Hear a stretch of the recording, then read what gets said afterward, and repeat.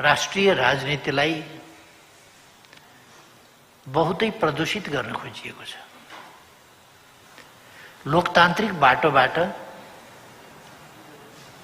लोकतान्त्रिक प्रणाली, त्यसका मूल्य मान्यता र लोकतान्त्रिक प्रक्रियाहरूबाट राजनीतिलाई पथभ्रष्ट बनाउने र अलोकतान्त्रिक प्रणाली र अलोकतान्त्रिक प्रक्रियाबाट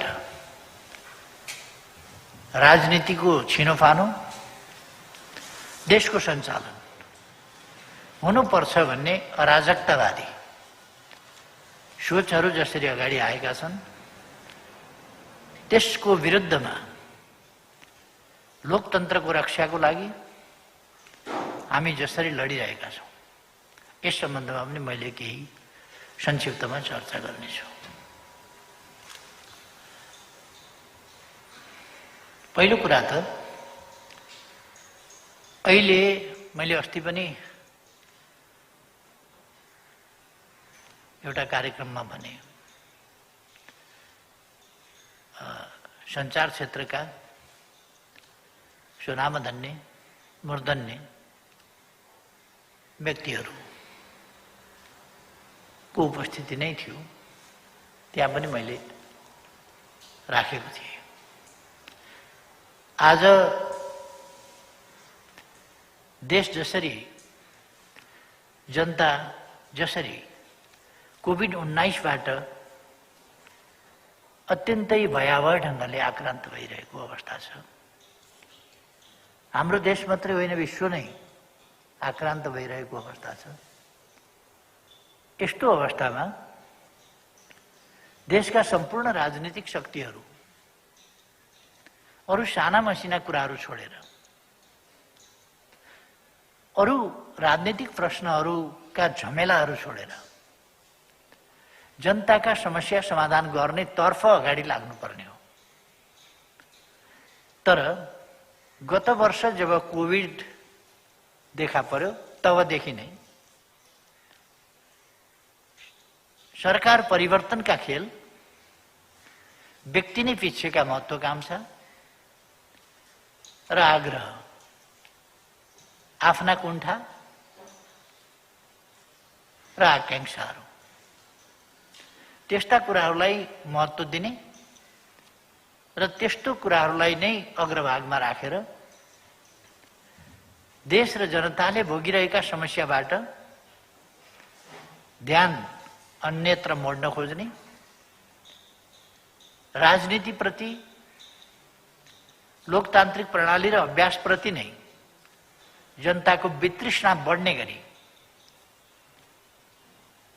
अवांछित अस्वस्थ क्रियाकलाप गर्ने प्रवृत्तिहरू हामीले झेल्दै आयौं। जति बेला हामीले कोभिडका विरुद्ध आफ्ना प्रयासहरू केन्द्रित गर्नुपर्ने हो, त्यति बेला कोभिडका विरुद्ध केन्द्रित गर्न भन्दा समस्या खडा गरिएका यही मौकाको फाइदा लिएर सरकारका राम्रा उपलब्धिपूर्ण कामहरूलाई ओझेलमा पार्ने, चरित्र हत्या गर्ने अत्यन्तै असभ्य तरिका, मलाई त आश्चर्य लाग्छ। म फेरि दोहोऱ्याएर भन्छु, आश्चर्य लाग्छ। सामन्तवादी कुसंस्कारको त्यो भन्दा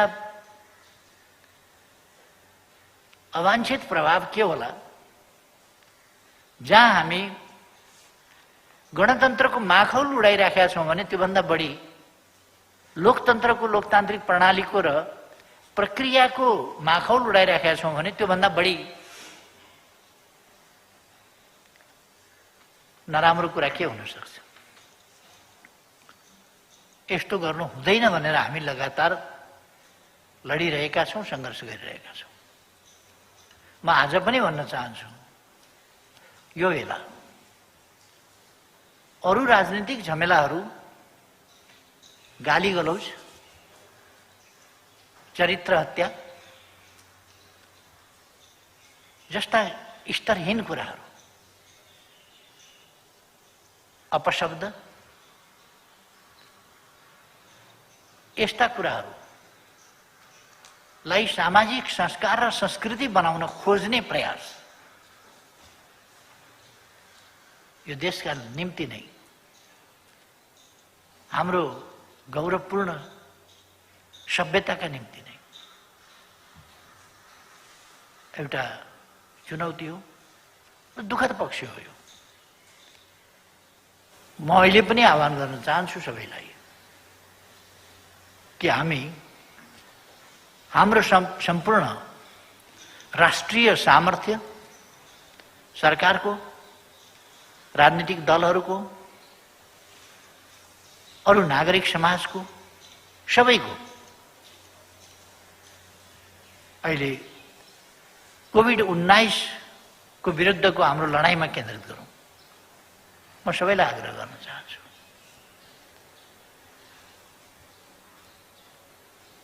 हामी महामारी के हो भनेर हामीले बुझेका छौँ जस्तो मलाई लाग्छ। महामारी भनेको एउटा नियमित प्रक्रिया होइन, अचानक आइलाग्ने कुरा हो। आजको विश्वलाई 2020 को अन्त्यबाट 2019 को अन्त्यबाट 2019 को अन्त्यबाट एउटा भयंकर, भयानक, खतरनाक भाइरस देखा पर्यो, जसलाई कोभिड-19 भन्ने गरियो। त्यसले विश्वलाई नै आफ्नो लपेटामा लियो। के धनी, के गरिब, के अगाडि बढेका, के पछाडि पढेका, के विकसित, के अविकसित, सबै राष्ट्रहरू, सबै देशहरू, सबै विभाग आक्रान्त भए। कोही पनि अछुतो रहेन। यस्तो अवस्थामा तयारीहरू, पूर्व तयारी नहुनु स्वाभाविक कुरा हो। त्यसै कारण यो महामारी हो। यसमा पूर्व तयारी या हामीसँग भइरहेका कहीँ पनि मौजुद रहेका सामग्रीहरू या सामर्थ्यहरू या औषधिहरू अपर्याप्त हुनु स्वाभाविक हो। त्यसै कारण यो महामारी हो। र यस्तो महामारीका बेला अपर्याप्तता हुन्छ। अन्यत्र पनि भयो, विकसित देशहरूमा पनि भयो। अस्पतालभन्दा बाहिर पाल टाँगेको हामीले देख्यौँ। अक्सिजन नभएर, बेड नभएर, भेन्टिलेटर नभएर, औषधि नभएर घरैमा तातो पानी खाएर बस भनेर विकसित देशहरूले भन्न पर्यो।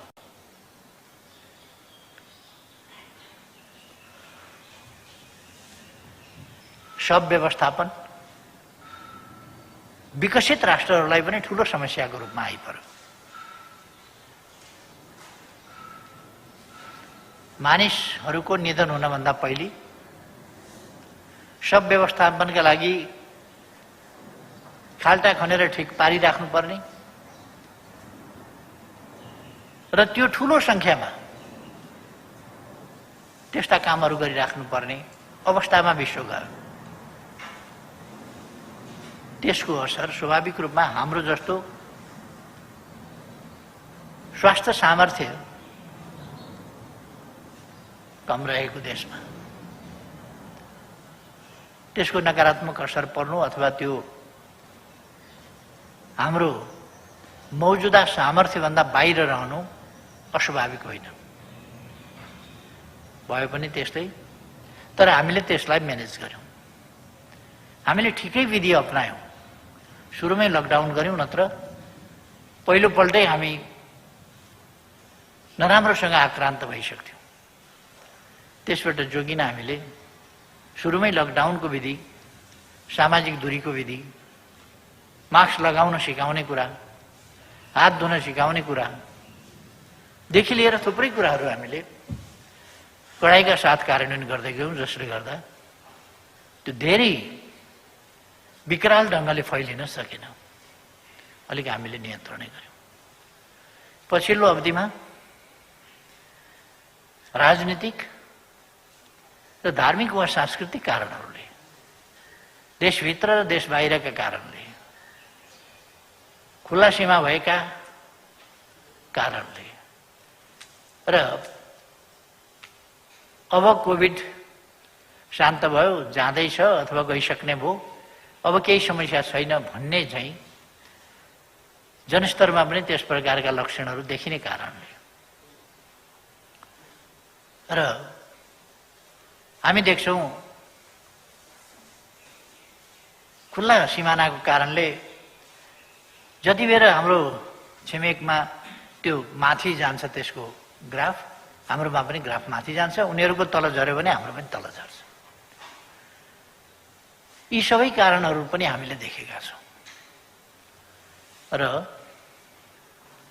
हामीले आउने कुरालाई रेगुलेट गर्न खोज्दा, नियन्त्रित नियमित गर्न खोज्दा गत वर्ष झन्डा लिएर नेपालीहरूलाई घर फर्किन दिनुपर्छ, फर्काउनुपर्छ भन्ने अरू कुरा छैन, लोकप्रिय हुन खोज्ने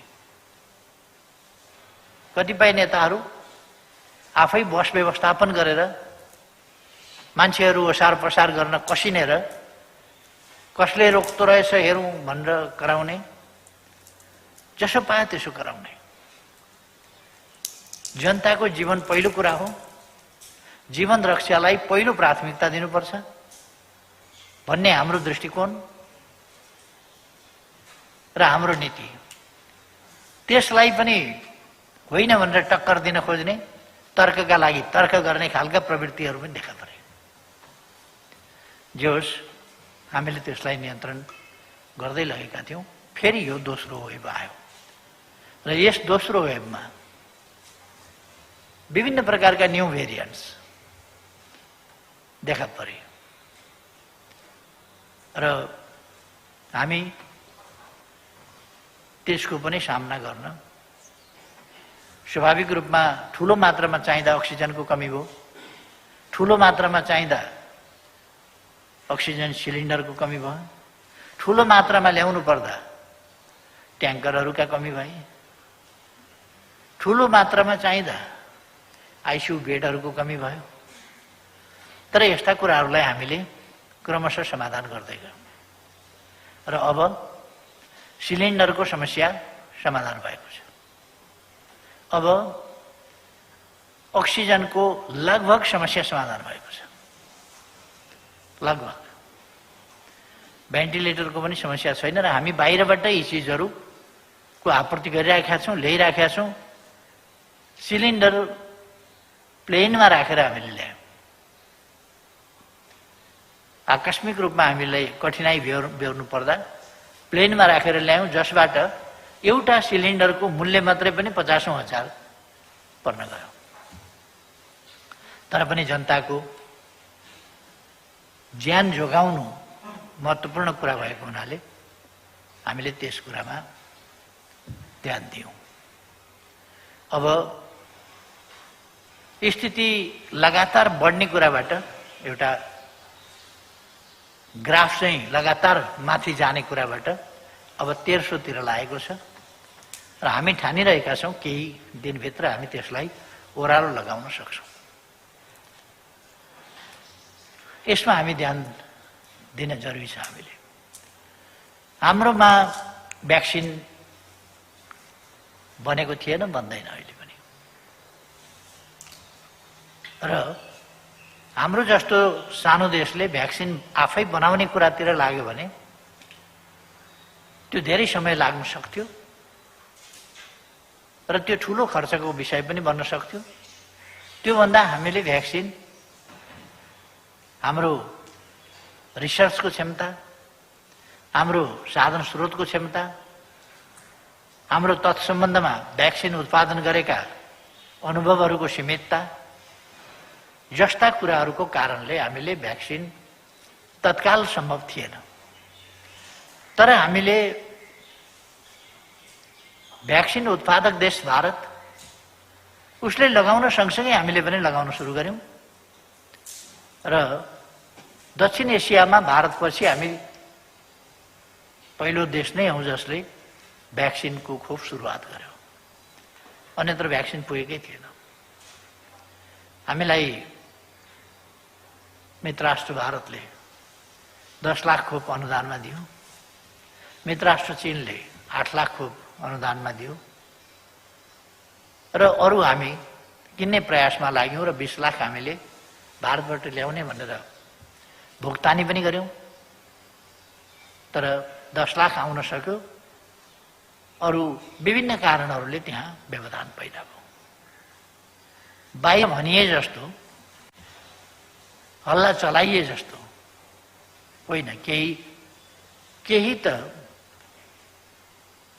मिशन पत्रकारितावाला छन् जसको काम उपलब्धि देख्दै नदेख्ने, उपलब्धिको चर्चै नगर्ने, उपलब्धिको बारेमा चर्चै नगर्ने र कमजोरी कहाँ छ त्यो मात्रै चर्चा गर्ने, छैन भने बनावटी कमजोरीको चर्चा गर्ने, अन्तर कुन्तरबाट कहीँ मार्मिक कहानीहरू बनाउने, निकाल्ने। यस्ता बेलामा स्वाभाविक रूपमा मार्मिक स्थिति बन्छ पनि। मानिसहरूको निधन भइरहेको छ, मार्मिक स्थिति बन्छ। त्यस मार्मिक स्थितिको चित्रण गर्ने, त्यस्तो मार्मिक स्थिति अब आउन नपाओस् भनेर प्रयास गर्ने वा त्यस्ता प्रयासहरूलाई साथ दिने होइन कि त्यो मार्मिक स्थितिमा त्यसलाई पनि आफ्नो स्वार्थमा प्रयोग गर्ने। त्यो खालका प्रवृत्ति बोकेका केही त छँदैछन्, त्यस्ता तत्त्वहरू, त्यस्ता शक्तिहरू, त्यस्ता व्यक्तिहरू छँदैछन्। हामी अहिले पनि अरू स्वास्थ्य सामग्रीहरू, किट्सहरू, मास्क, ग्लोभ्स, पीपीई अथवा अरू स्वास्थ्य सामग्रीहरू, औषधि, cylinder, oxygen, ventilator, scan machine लगायतका सामानहरू पुग्ने, हामीलाई आवश्यकता अनुसार हाम्रो आवश्यकता मिट गर्ने खालका, त्यसलाई भ्याउने खालको स्थितिसम्म हामी ल्याइरहेका छौँ। अब हाम्रो ध्यान फेरि पनि रोग सर्न नपाओस्, पहिलो ध्यान त्यसमा। सरिहाल्यो भने त्यसको उपयुक्त उपचार गर्ने र तेस्रो सर्नै नपाओस् भन्नका लागि सकेसम्म छिटो खोपको प्रबन्ध गर्ने। यसका निम्ति हामी भारतसँग, चीनसँग, संयुक्त राज्य अमेरिकासँग, बेलायतसँग लगायत विभिन्न देशहरूसँग, रुससँग कुराकानी गरिरहेका छौँ र हाम्रो भ्याक्सिन ल्याउने प्रयास जारी छ। हामी विश्वस्त छौँ निकट भविष्यमा हामी भ्याक्सिन ल्याउँछौँ। हामी यस सन्दर्भमा संयुक्त राष्ट्र सङ्घसँग कुरा गरिरहेका छौँ, विश्व ब्याङ्कसँग कुरा गरिरहेका छौँ, अरू विभिन्न हाम्रा विकासका साझेदारहरू अथवा अन्य यस्ता अन्तर्राष्ट्रिय सङ्घ संस्थाहरूसँग पनि कुराकानी गरिरहेका छौँ। हामी सरकारले आफ्ना सम्पूर्ण प्रयास यसमा केन्द्रित गरेको छ भने निजी क्षेत्रलाई पनि यस काममा हामीले साथै लिएका छौँ र सहकार्य गरिरहेका छौँ। यसमा म सबैलाई नआत्तिन, यस कठिन परिस्थितिमा, यस परिस्थितिको सामना गर्ने दिशामा सरकारका प्रयासहरूमा साथसाथै अगाडि बढ्न सबैमा फेरि पनि आग्रह गर्न चाहन्छु र तपाईहरू मार्फत सरकारको तर्फबाट गरिएका यी आग्रहहरू आम जनतामा पुग्नेछन् बिना भ्रम भन्ने मलाई लाग्छ। अर्को कुरा,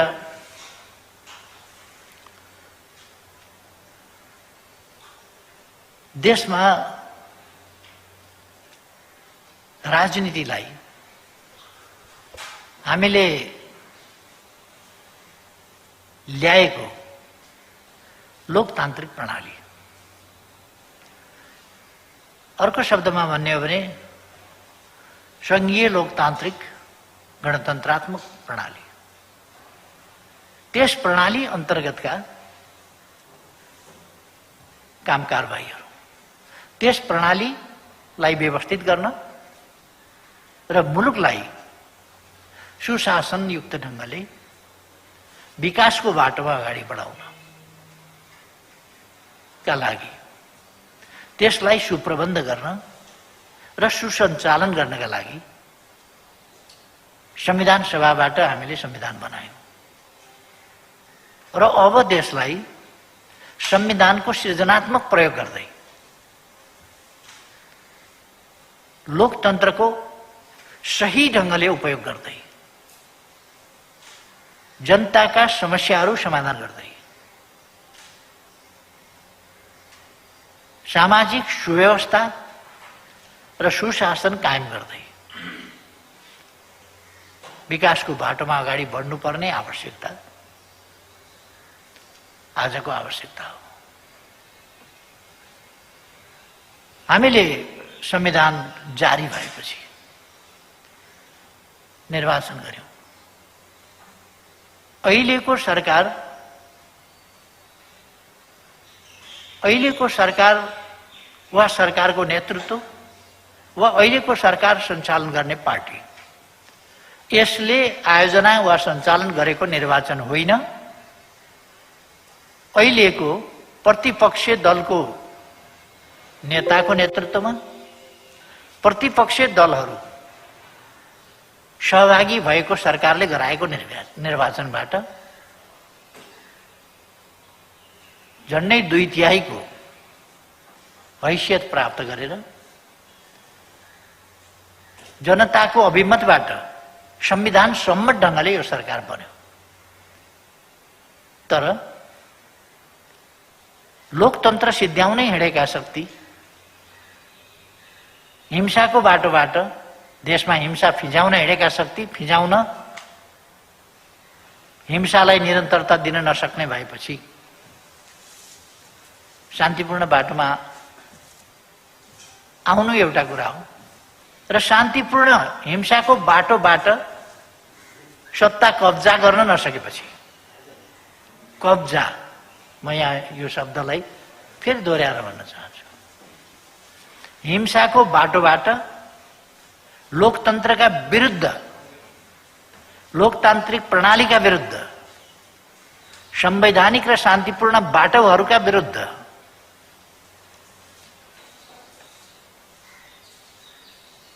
चलाइएको हिंसात्मक गतिविधि, त्यसबाट कब्जा गर्न नसकेपछि अनि तरिका परिवर्तन, ट्याक्टिकल मुभ, उहाँहरूकै शब्दमा ट्याक्टिकल मुभबाट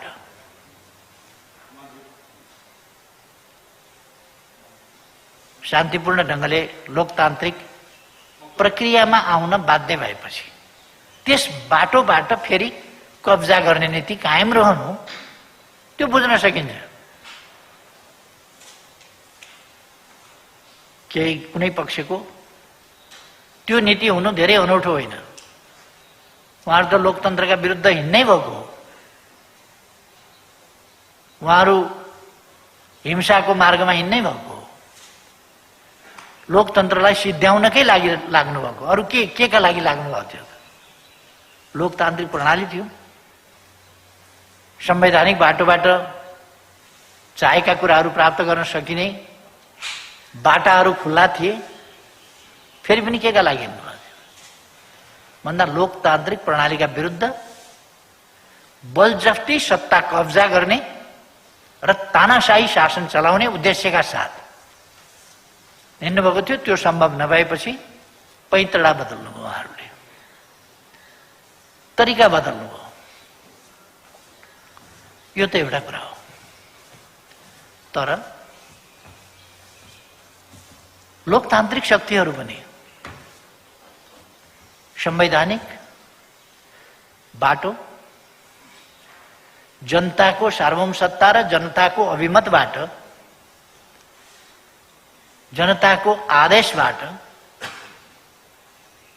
शासन प्राप्त गर्ने वा सरकार बनाउने र सञ्चालन गर्ने बाटो। यो लोकतान्त्रिक बाटो हुनुपर्दछ, शान्तिपूर्ण बाटो हुनुपर्दछ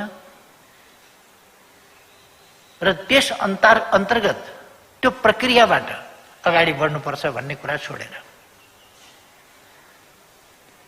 अहिले त आफूलाई प्रजातन्त्रवादी भन्ने पार्टी भने प्रचण्ड पथ अंगीकार गरेर कुदे जस्तो लाग्छ। कब्जाको बाटो,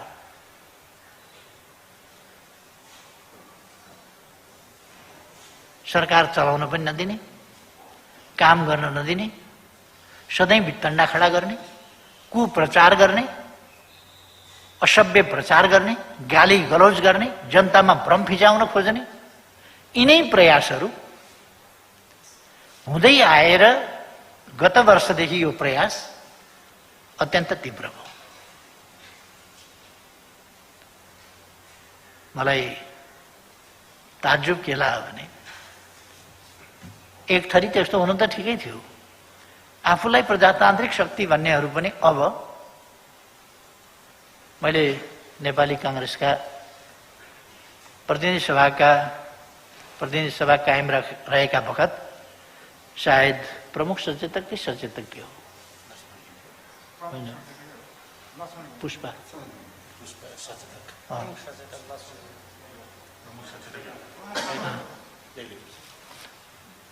मैले भर्खर हिजो उहाँले बोलेको सञ्चार माध्यमबाट हेरेँ। केपी ओलीले गराएको चुनावमा नेपाली कांग्रेसले भाग लिँदैन भन्नु उहाँले। यो कुन लोकतान्त्रिक परिभाषा अन्तर्गत, कुन संवैधानिक परिभाषा अन्तर्गत, कुन प्रणालीको, कुन प्रक्रियाको कुरा हो यो? फलानाले गरेको चुनाव भाग लिने, कसले गरेको चुनाव चाहिँ भाग लिने त? केपी ओलीले गरेको चुनावमा भाग नलिने हो भने कसले गरेको चुनावमा चाहिँ भाग लिनुपर्ने? भाग लिन नेपाली कांग्रेसले प्रधानमन्त्री टिको लगाइदिने कि कसले टिको लागेको? जनताले छानेको नहुने अहिलेको प्रधानमन्त्री, देशमा सबभन्दा बढी पपुलर भोट भएको, सबभन्दा बढी दुईटा पार्टी मिलाउँदा पनि एक्लै बढी हुने गरीको प्रतिनिधि सभामा सिट प्राप्त गरेको पार्टी, जनताको विश्वास जितेर आएको पार्टी, अरूले गरेको चुनावबाट त्यो हैसियत प्राप्त गरेको पार्टीको नेतृत्वमा चुनावमा नजाने कुन डेमोक्रेसीको परिभाषाभित्र पर्छ यो? कुन लोकतान्त्रिक प्रक्रियाभित्र, अभ्यास र आचरणभित्र कहाँनेरि पर्छ यो? र म नेपाली कांग्रेसको बोली सुनेर आश्चर्य लागेको छ। नेपाली कांग्रेस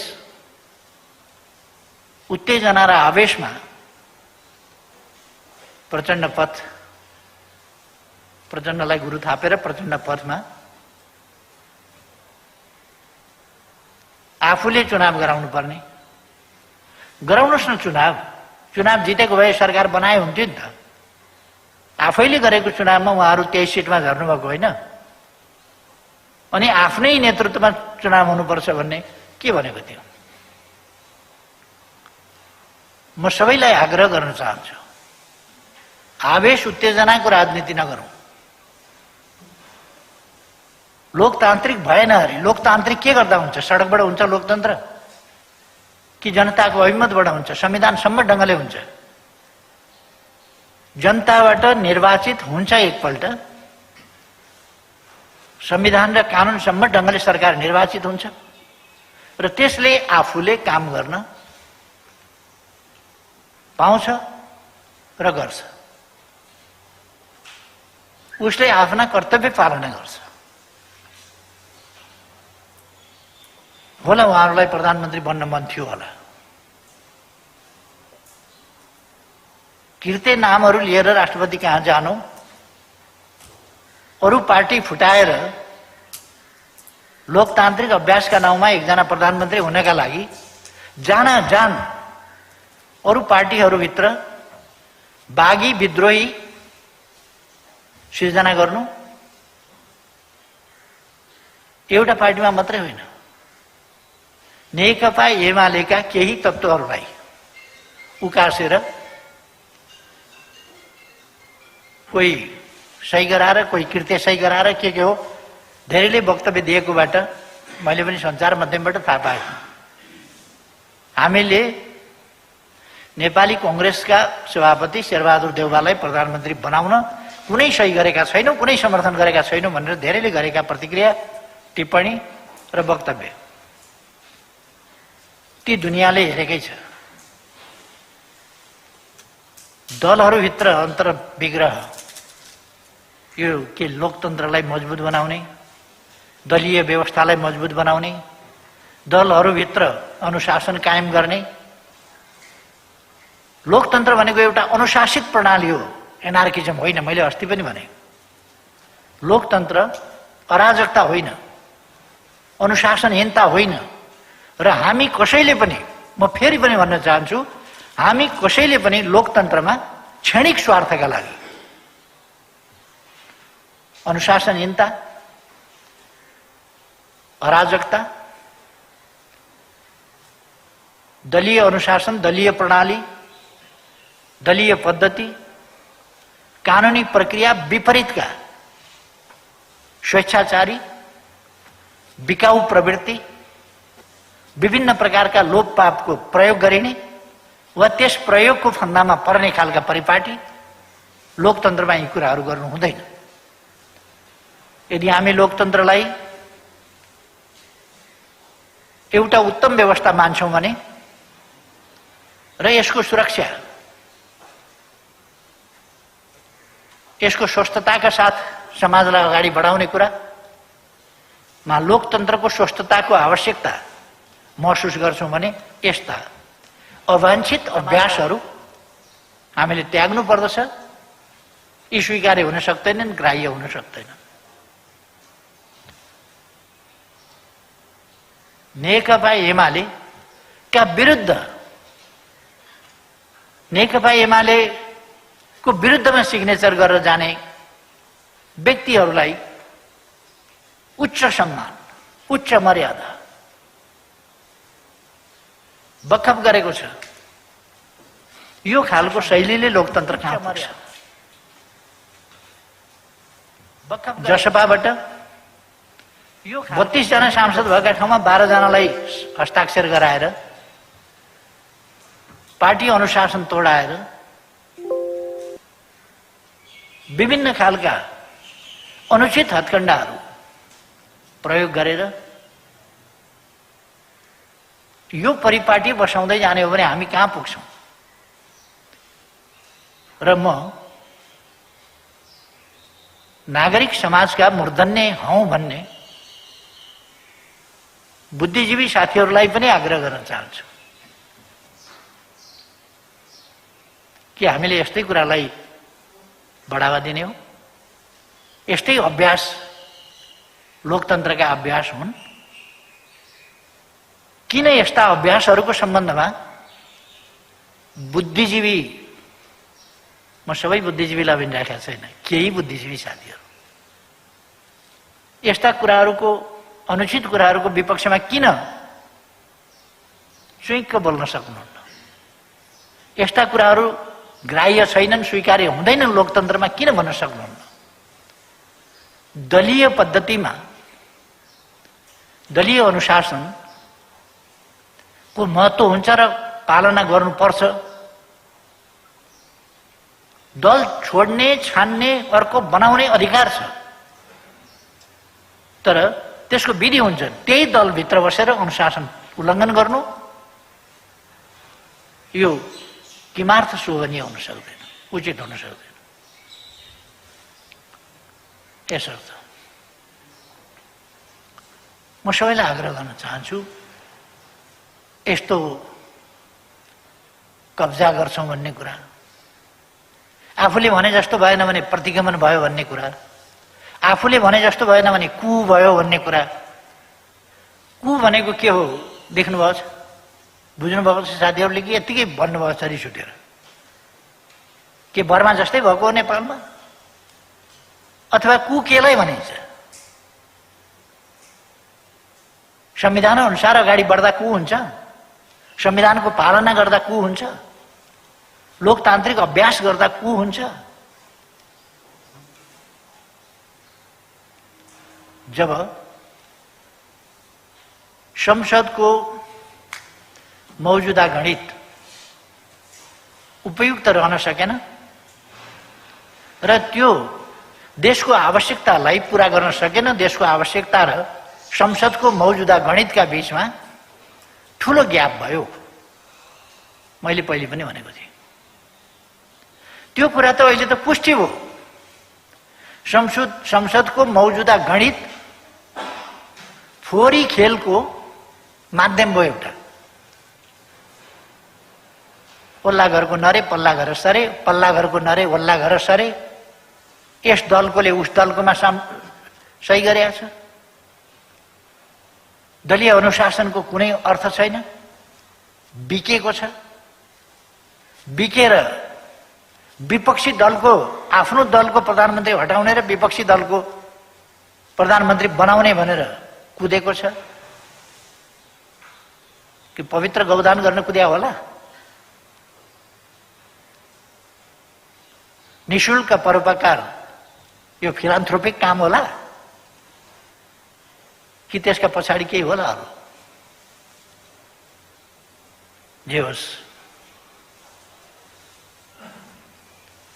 अहिलेको वर्तमान प्रतिनिधि सभा जो भर्खरै विघटन भयो, तबसम्मको प्रतिनिधि सभा अथवा त्यसको संख्या, त्यसको गणित कतिसम्म डिजेनेरेट भइसक्यो, कतिसम्म अशक्त भइसक्यो, कतिसम्म भद्रगोल भइसक्यो भन्ने कुरा त हालैका स्थितिले देखा परे। मैले दलको अध्यक्ष र संसद दलको नेताको हैसियतले मसँग रहेको 121 सिट र पार्टीको अध्यक्ष महन्त ठाकुर जी र उहाँको संसदीय दलका नेता राजेन्द्र महतोजीको हस्ताक्षर सहितको समर्थनमा 153 सिटको दाबी लिएर म सम्माननीय राष्ट्रपतिज्यू कहाँ गएँ। संसद विघटन नहोस्, वैकल्पिक सरकार दिन सकियोस्, अरूले दिन सक्ने स्थिति रहेन। त्यसो भने मै वैकल्पिक सरकार 5 अनुसारको पनि मै दिन्छु। मैले तत्काल, मैले अगाडि विश्वास गरेको थिइनँ कि यो स्थिति बनाउन सक्छु भन्ने। तर राजनीतिमा कहिले कहिले छिटै परिवर्तन आउँछ, छिटै परिस्थितिमा फेरबदल आउँछ। पहिले मैले भनेको थिएँ, मैले भर्खरै विश्वासको मत प्राप्त गर्न सकिनँ, परिस्थितिमा तात्विक अन्तर आएको छैन। यद्यपि संविधानको धारा 76 को उपधारा 2 अनुसारको सरकार बनाउन 3 दिनको समय दिँदा अरूले पनि पार लगाएको स्थिति होइन, अरूले पनि पार लगाएको थिएन। तर पनि फेरि पार लगाउन सक्ने हो कि? त्यसो भएपछि धारा 5 को सरकार गठन गर्न मैले मार्ग प्रशस्त गरेर सम्माननीय राष्ट्रपतिज्यू समक्ष सिफारिस गरेको थिएँ, निवेदन गरेको थिएँ। कतै अवरोध गरिएको छैन वैकल्पिक सरकार बनाउन। समय छोटो भयो भन्नु उहाँहरूले, समय छोटो भएन छ भन्ने कुरा त दुईटा पक्षले नै आफ्नो दाबी प्रस्तुत गर्न समयभित्रै सकेकोबाट वर्षौंदेखि त आफ्नो खालको तयारी रहेछ नि त। तयारी छँदै थियो, यही दलहरू छँदै थिए, यही सांसदहरू छँदै थिए भने 24 घण्टा पुग्यो कि पुगेन, 23.5 घण्टा पुग्यो कि पौने 24 घण्टा पुग्यो, 24 घण्टा पुग्यो, जस्ता हिसाब गरेर आलोचनाका लागि आलोचना गर्नु बेग्लै हो। समय पर्याप्त रहेछ भन्ने कुरा त दाबी प्रस्तुत गरेकोबाट देखियो। मेरो विचारमा दलीय प्रणालीमा मैले 121 भोटको प्रतिनिधित्व गर्छु होला। एकछिन एउटा इस्युमा कसैले प्रति विश्वास बढेर गएको थियो कि 2-3 घण्टाको अनुपस्थित हुने, भोट नदिने, सरकारलाई समर्थन प्राप्त हुन नदिने जस्ता गद्दारीपूर्ण कामहरू गरे होला, अनुशासनहीन अराजक कामहरू गरे होला। तर त्यो एउटा घटना विशेषको कुरा हो, अनुशासनहीन काम हो त्यो। लोकतन्त्रमा, दलीय व्यवस्थामा, दलीय अभ्यास अन्तर्गत स्वीकार्न त के सोच्न पनि नसकिने कुरा हो त्यो। तर पनि एकपल्ट देखा पर्यो भने सधैँ त्यही कायम छ भन्ने होइन, किन पार्टीबाट कारबाही पनि गरिएको छैन र उनीहरूले पार्टी छोडेका पनि छैन। त्यसो भएको हुनाले मैले 121 को र जसपाले 32 सिटको प्रतिनिधित्व गरेर 153 सिट सहित मैले दाबी गरेँ। त्यसलाई असफल बनाउनका लागि, त्यो हुन नदिनका लागि अथवा वैकल्पिक सरकार बन्न नदिनका लागि उहाँहरूले फर्जी हस्ताक्षरहरू सहितको लोकतन्त्रको मर्यादित आचरण विपरीतको, अभ्यास विपरीतको दूषित अभ्यास साथ दूषित कागज सामान्य राष्ट्रपतिज्यूका प्रस्तुत गर्नु, जसले एउटा कन्फ्युजनको स्थिति पैदा भयो। मैले दाबी गरेका ठाउँबाट पनि केही मान्छेको हस्ताक्षर अर्कातिर छ। त्यो हस्ताक्षर छ भन्ने हो भने उनीहरूले राष्ट्रपतिका निवेदन दिएका छन्, राष्ट्रपतिज्यूलाई आह्वान गर्दै सार्वजनिक ढङ्गले बोलेका छन् हाम्रो हस्ताक्षर होइन भनेर। जसले मलाई समर्थन गरेको छ त्यो दलका पनि अलिकति उता गएका छन्। त्यहाँ मान्न सकिने खालको स्थिति छैन। एक त संविधानको धारा 76 को उपधारा 2 बमोजिमको सदस्यले, त्यहाँ दलको नेता मात्रै होइन सदस्यले दाबी गर्न सक्छ, तर 76(2) को आधारमा भनेको दलीय समर्थनका आधारमा। यो दलीय व्यवस्था हो। दलीय अनुशासन तोडेर व्यक्तिगत नाच नाच्ने व्यवस्था होइन यो दलीय व्यवस्था। यहाँ पर्सनल डान्सको कुनै अर्थ छैन। लोकतन्त्र एउटा अनुशासित, मर्यादित र सामूहिक प्रणाली हो। र उहाँहरूले व्याख्या गर्नुभयो राजनीतिमा अनुशासनहीन, अराजक, सोलो डान्सले महत्त्व पाउनुपर्छ। तर त्यस्तो होइन, यो दलीय प्रणाली अन्तर्गतको कुरा हो। तर उहाँहरूले कन्फ्युजन खडा गर्नुभयो, जसले गर्दा मेरो दाबी पनि भरपर्दो, राष्ट्रपतिजीले भरपर्दो ठान्न सक्नु भएन उहाँहरूकै कारणले। संविधानको धारा 5 अनुसारको सरकार बन्न नसकेपछि संविधानमा के छ त? संविधानको धारा 76 को उपधारा 5 अनुसारको सरकार बन्न प्रधानमन्त्री नियुक्त हुन नसकेमा अर्को कुनै विकल्प छैन। प्रधानमन्त्री नियुक्त हुन नसकेमा प्रधानमन्त्रीको सिफारिसमा राष्ट्रपतिले प्रतिनिधि सभाको नयाँ निर्वाचनका लागि मिति तोक्नेछ। प्रतिनिधि सभा विघटन गरी नयाँ निर्वाचनका लागि मिति तोक्नेछ। संविधानको व्यवस्था यो हो। को कहाँनेरि भयो त्यहाँ? बुद्धिजीवी, केही बुद्धिजीवीहरू नरानदेखिको बल लगाएर बुद्धि र प्रतिष्ठाको मिसयुज गरेर अपव्याख्यामा उर्लिनु दुःखको कुरा हो। लोकतन्त्रमा यस्तो हुनु हुँदैन। हाम्रो निष्ठा लोकतन्त्रप्रति हुनु पर्यो, हाम्रो निष्ठा संविधानप्रति हुनु पर्यो, हाम्रो निष्ठा देश र जनताप्रति हुनु पर्यो। संविधानमा एउटा व्यवस्था छ अनि त्यस व्यवस्थाको अपव्याख्या गरेर संविधानप्रति निष्ठा नराखेर अन्यथा काम गर्ने कुरा बिल्कुलै उचित होइन, हुन सक्दैन। अब मुद्दा फेरि हाल्छौँ भनेर मोर्चा कसेर मुद्दा हाल्ने अरे। सच्चाइका लागि एकजनाले मुद्दा हाले पनि कुरा त्यही हो, धेरैवटाले गरेर मुद्दा हाले पनि त्यही हो, धेरैले सही गरेर मुद्दा हाले पनि त्यही हो। सच्चाइ सच्चाइ नै हुन्छ। त्यसकारण धेरैले मोर्चा कसेर बल पुर्याएर लडाईँमा, हतियारका लडाईँमा, बलका लडाईँमा मोर्चा कस्ने कुरा, यस्ता कुराको अर्थ हुन्छ।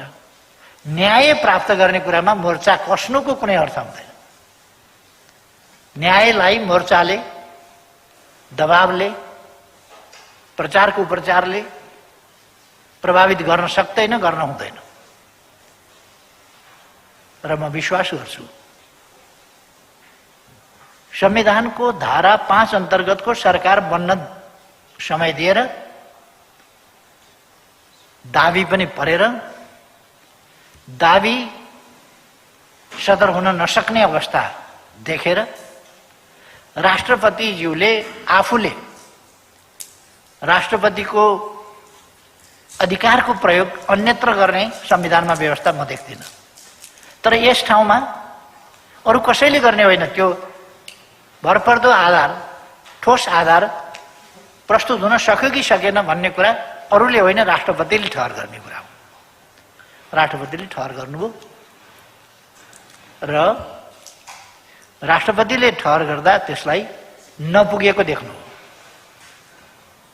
र म कानुनविद मित्रहरूलाई, संविधानविद मित्रहरूलाई र बहसमा उत्रिएका बौद्धिक समुदायलाई आग्रह गर्न चाहन्छु। राष्ट्रपतिको सुविवेकीय अधिकारको प्रयोग गर्ने यो मात्रै ठाउँ हो। त्यसमाथि कहीँ उजुरी लाग्न वा त्यसमा कुनै हेरफेर गर्न सकिने स्थिति हुँदैन। कुनै उजुरी लाग्दैन त्यस प्रश्नमा। र यो राष्ट्रपतिको अधिकार पनि नमान्ने, राष्ट्रपतिको पद पनि नमान्ने, मर्यादा पनि नगर्ने। आज एउटा प्रेत संस्थाको भीमकाय फोटो बनाएर, प्रेत संस्थाको प्रतीकको फोटो बनाएर त्यसको खल्तीमा राष्ट्रपतिलाई यसो खल्तीमा यहाँ राखेको, कति आनन्द आएको होला लोकतन्त्रका नाउँमा यस प्रकारका घृणित क्रियाकलाप गर्न। राजतन्त्र भनेको एउटा प्रेत संस्था हो। त्यो प्रेत संस्थाको विकराल विशाल फोटो बनाउने र जनताबाट निर्वाचित जनप्रतिनिधित्वको एउटा गणतन्त्रको प्रतीकको रूपमा रहेको संस्थालाई एउटा प्रेत संस्थाको लगेर, सामन्ती संस्थाको लगेर खल्तीमा राख्ने सम्मको यो लोकतन्त्रले दिएका स्वतन्त्रताका हकको दुरुपयोग, योभन्दा बढी के हुन्छ? यसरी प्रचार र यसरी राष्ट्रिय राजनीतिलाई गलत दिशातिर मोड्ने काम कसैले नगरौं भन्ने मेरो आग्रह छ। र म खास गरेर देशभक्त शक्तिहरूलाई, लोकतान्त्रिक शक्तिहरूलाई आग्रह गर्न चाहन्छु। हामीले हल्का फुल्का ढङ्गले सोच्ने, क्षणिक स्वार्थका पछाडि कुद्ने, अतिवादी शक्तिहरूबाट निर्देशित हुने वा अतिवादी शक्तिहरूसँग साँठगाँठ गरेर लाचार छायाको रूपमा तिनका पछि पछि लाग्ने खालका कमजोरीहरू गर्नु हुँदैन। इतिहासले हामीलाई जजमेन्ट गर्नेछ भन्ने कुरा बुझ्नु पर्दछ, सम्झिनु पर्दछ कि अहिलेको प्रणाली, अहिलेको सरकार सञ्चालन तानाशाही छ। 48 सालको निर्वाचन भन्दा पछि शान्तिपूर्ण जुलुस सडकमा निस्कियो भने सोझै गोली ठोकेर मान्छे मारिन्थ्यो। लोकतन्त्रमा 50औं पल्ट हामी गिरफ्तार भएका छौँ। 50औं पल्ट। र नेताहरूले चुटाइ खाएको छ। सर्वसाधारण जनताले त खायो खायो, मारियो मारियो। नेताहरूले चुटाइ खाएका छन्, अङ्गभङ्ग भएका छन्। लोकतान्त्रिक भनिने पार्टीको सरकारका समयमा के अहिले त्यस्तो छ र दमन? त्यस्तो तानाशाही छ र?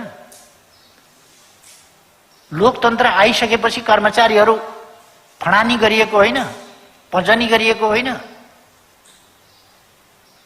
अनधिकृत ढङ्गले फाँडेको होइन कर्मचारी। लोकतन्त्र आइसकेपछि शिक्षकहरूले जागिर गुमाएका शिक्षकहरू अहिलेसम्म पनि बेहालको स्थितिमा छन्। लोकतन्त्र आएपछि जागिर गुमाएका, निष्कासन गरिएका, ठाडै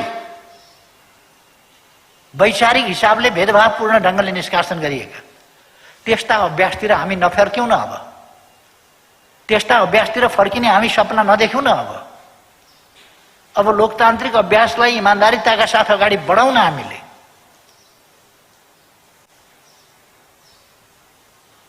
अनि कुनै अस्पताललाई चाहिए होस् कि नहोस्, स्वास्थ्य सामग्रीहरू, एक्सरे मेसिनहरू अरू अनेक हस्पिटलका लागि किनेको भनेर किन आवश्यक छैन, चलाउने मान्छे छैन। त्यो अहिलेसम्म त्यस्ता सामग्रीहरू सडिरहेको स्थिति छ। अनावश्यक सामग्रीहरू किनेर लडाइदिने, सरकारलाई घाटा पुर्याउने, राज्य कोषको दुरुपयोग गर्ने, यस्ता खालका अभ्यासको मुख मिठ्याउने र जिब्रो चाट्ने नगरौँ न। अब कमसे कम हामी एउटा स्वच्छ, पारदर्शी, लोकतान्त्रिक, मर्यादित अभ्यास र परिपाटीतर्फ इमान्दारिताका साथ जाउँ न। म सबैलाई आग्रह गर्न चाहन्छु र म आफू भन्न चाहन्छु, अहिले म यस्तो कुराहरूमा अल्मलिन चाहन्न। यस्तो कुराहरूमा म अल्मलिन चाहन्न। म कोभिड-19बाट मारमा परेका जनतालाई कोभिड-19को मारबाट सकेसम्म छिटो मुक्ति दिलाउने आफ्ना प्रयासमा केन्द्रित छु र रहनेछु। मलाई तान्ने कोसिस भइरहेछ, मुद्दा हाल्ने, फिराद पत्र लेख्न लाउने। म कोभिडका विरुद्ध लडौँ कि 150 मुद्दाका 150 फिराद पत्र लेखेर बसौँ? अनि कुरा गफ गर्दा जनताका र लोकतन्त्रका कुरा गर्ने, तर जनताको चिन्ता छैन, लोकतन्त्रको चिन्ता छैन, जनताका समस्याका चिन्ता छैन। त्यस्तो खालको स्थिति नगरौँ भन्ने मेरो सबैलाई आग्रह छ। अब म साथीहरूलाई भन्न चाहन्छु, यस्तो अवस्थामा पनि हामी बेरोजगारी बढ्न नपाओस्, मूल्य वृद्धि हुन नपाओस्, कालाबजारी हुन नपाओस्, जमाखोरी हुन नपाओस्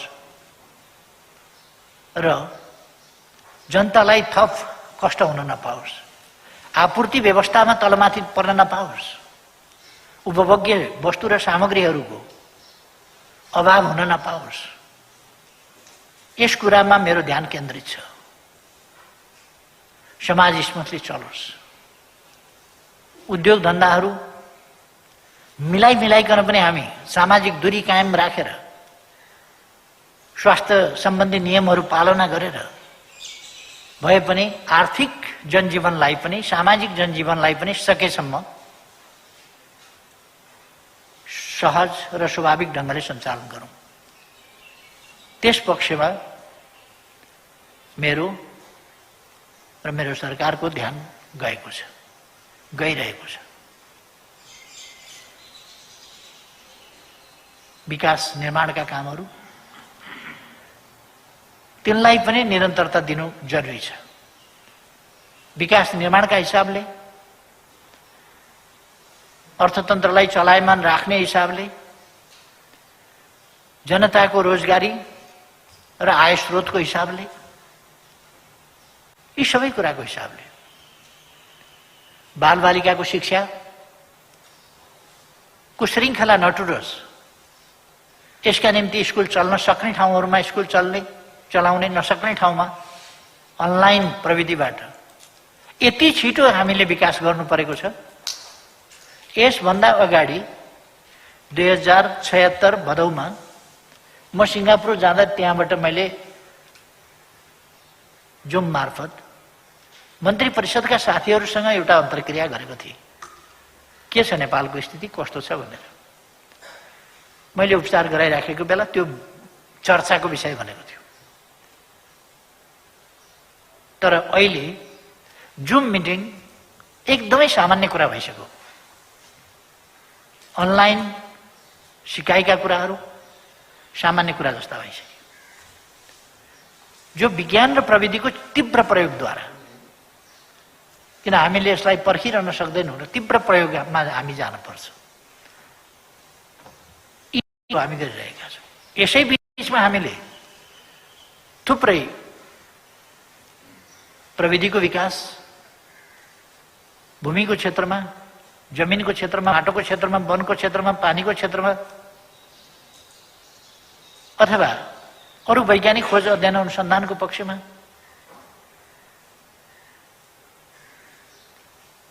यो कार्यकालभन्दा अगाडि साधारणतया भन्ने हो भने द्रोण मान्छेले सुनेको पनि थिएन होला।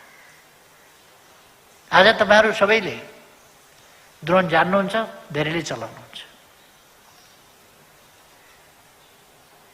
थुप्रै कुराहरूको यस बीचमा 4G सेवा, 5G को परीक्षण लगायतका कामहरू, इन्टरनेटको सुविधा, यी सब कुराहरूमा तीव्रता, डिजिटलाइजेसनको क्षेत्रमा थुप्रै कुराहरू, डिजिटल सिस्टमको प्रयोग कार्यालयहरूमा, हाजिरीहरूमा, अरू कुराहरूमा, एप्सहरूको, नागरिक एप्स लगायत एप्सहरूको निर्माण, यस्ता अहिले म फेरिस्त बताउनेतिर लागिराखेको छैन, जान्न। यी सब कामहरू यसै बीचमा हामीले गरेका छौँ। म आग्रह गर्न चाहन्छु, जनतालाई गुमराहमा पर्न नदेऊ। यो प्यारो देश, यो गौरवपूर्ण इतिहास बोकेको, सधैँ स्वाधीन रहेको स्वाभिमानी जनताको यो देश, यसको शिर निहुराउन पर्ने स्थिति आउन नदेऊ। हामीले गर्ने हो त्यो। जनतालाई निराश हुन नदेऊ। जनतालाई निराश बनाउने कोसिस भइरहेको छ। जुन व्यवस्था आए पनि उस्तै हो, केही पनि हुँदैन भन्ने विद्वान मित्रहरूका कतिपयका म हेर्छु, आजकल अनलाइन टिभीहरू छन्, तिनीहरूमा हेर्छु केपी ओलीको नेतृत्वको सरकारले एउटा सिनको भाँच्यो, अहिलेसम्म केही गर्यो, केही पनि गरेन भनेर उहाँहरू केही गर्दैनन्, कसैले उहाँहरूको प्रचार गर्छ। यिनीहरूसँग कसैसँग आशा गर्नु बेकार छ। अर्थात् के हाम्रो देशको भविष्य अन्धकार छ? कुनै प्रणाली आए पनि केही हुँदैन, कुनै नेताले पनि केही गर्दैन। उहाँहरूलाई किन सौख भएको, सबै भ्रष्ट छन्, सबै भ्रष्ट हुन्छन्, कोही पनि सधैँ हुँदैन भन्ने सौख उहाँहरूलाई किन? यस देशलाई के अनैतिकहरूको अखडा बनाउन खोजेको, भ्रष्टहरूको अखडा बनाउन खोजेको, त्यो इम्प्रेसन दिन खोजेको, जनतालाई निराश पार्न खोजेको कि के हो? देश बनाउने हो भने हामीले जनतालाई निराश बनाउने होइन। जनतालाई सही सूचना दिनु पर्यो, जनतामा आत्मविश्वास र आशावादिता जगाउनु पर्यो। र निराश जनताले देश बनाउँदैन। कोही पनि निराश व्यक्तिले उन्नति प्रगति गर्न सक्दैन। निराश हुँदै गयो भने त डिप्रेसनतिर जान्छ। निराशा हाम्रो बाटो होइन। हामी आजका कठिनाइहरू सामना गर्छौं सुन्दर भविष्यको सपना देखेर। आजका अप्ठ्यारा दिनहरूमा बाँच्छौं भविष्यका सुन्दर सपनाहरू बोकेर। यदि भविष्य अन्धकार देख्न थाल्यो भने मान्छे मौजुदा परिस्थितिका कठिनाइहरूसँग जुझ्न सक्दैन, ती कठिनाइसँग जुधेर बाँच्न पनि सक्दैन। त्यसकारण हामीले जनतामा आफू पनि आशावादी हुनुपर्छ, आत्मविश्वास केही गर्छु र गर्न सक्छु भन्ने बनाउनुपर्छ, बढाउनुपर्छ र जनतालाई पनि निराश हुन दिनु हुँदैन। निराश जनता जहिले पनि देशका लागि, विकासका लागि प्रभावकारी हुँदैन। त्यो खतरा कुरा हुन्छ। त्यसले सामाजिक विशृङ्खलता, सामाजिक उच्छृङ्खलता, सामाजिक अन्योल र अस्तव्यस्तता त्यसतर्फ लान्छ। नैराश्यले, दिशाहीनताले हामीसँग समृद्ध नेपाल, सुखी नेपाली बनाउने हाम्रो आदर्श गन्तव्य छ, महान गन्तव्य छ। हामी सबैको साझा राष्ट्रिय आकांक्षा छ हामीसँग। हामी अन्धकारमा हिँडिराखेका छैनौँ। हामी कता जाँदैछौँ भन्दा कता हो कता भन्ने स्थिति छैन। समृद्ध नेपाल, सुखी नेपाली बनाउन हामी अगाडि बढ्दैछौँ र त्यो हामीले गन्तव्य तय गर्यौँ, हाम्रो आकांक्षा तय गर्यौँ, अब स्वतः प्राप्त हुन्छ भन्ने होइन। त्यो आकांक्षा प्राप्त गर्न हामी सचेत, सङ्गठित प्रयास सक्रिय ढङ्गले गर्छौँ। सचेत प्रयास गर्छौँ, सङ्गठित ढङ्गले गर्छौँ र सक्रियताका साथ गर्छौँ, अनि मात्रै ती कुराहरू हामी प्राप्त गर्न सक्छौँ। त्यसकारण म सञ्चारकर्मी साथीहरूलाई भन्न चाहन्छु, मेरा निम्ति होइन, यो सरकारका निम्ति होइन, एउटा पार्टी विशेषका निम्ति होइन, देशका निम्ति, देशको भविष्यको निम्ति, हाम्रा युवाहरूको निम्ति, हाम्रा बालबालिकाहरूको निम्ति, हाम्रो देशको भविष्यका निम्ति, भविष्यका सन्ततिको निम्ति एउटा बुढो मान्छेले सयौं वर्ष बाँच्ने रुखको बिरुवा किन रोप्छ? 5 वर्षपछि मात्रै फल्ने र अरू 50औं वर्ष फल्ने वृक्षको बिरुवा किन लगाउँछ एउटा डाँडाको जुन भइसकेको व्यक्तिले? उसले आफ्नै लागि भनेर होइन, सन्ततिको लागि भनेर। त्यहाँबाट आउने फल पनि उसले नभेट्न सक्ला, त्यसले ठुलो भएर दिने अक्सिजन पनि सास फेर्न पनि उसले नभ्याउन सक्ला। तर हामी जेनेरेसन टु जेनेरेसन हुँदै यहाँ आएका छौँ र हामीभन्दा पछि पनि जेनेरेसन हुँदै अगाडि बढ्छ मानव जाति। त्यसकारण हामी भोलिका लागि यी कामहरू गरिरहेका छौँ। म हाम्रो युवा समुदायलाई, युवा पङ्क्तिलाई आग्रह गर्न चाहन्छु, कृपया कुनै प्रकारका भ्रममा नपर्नुहोस्।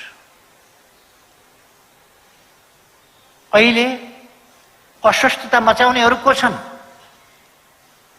4 पल्ट प्रधानमन्त्री भइसकेका, पार्टीका सभापति भइसकेका, 70 भन्दा माथि उमेर कटिसकेका,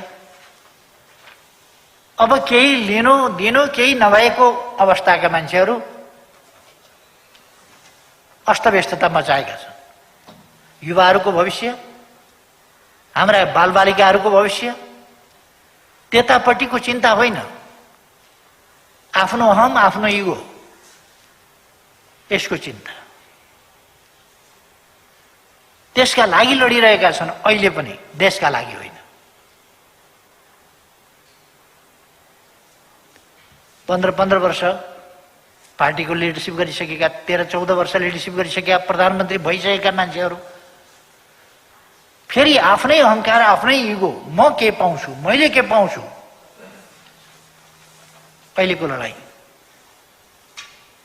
यो अस्वस्थता किन छ भन्दा तिनै 4जना मान्छे, तिनै 4जना मान्छेको स्वार्थ, तिनै 4जना मान्छेको अतृप्त क्षुधा, अतृप्त भोक, कहिल्यै चित्त नबुझ्ने, कहिल्यै पेट नभरिने, कहिल्यै तिर्खा नमेटिने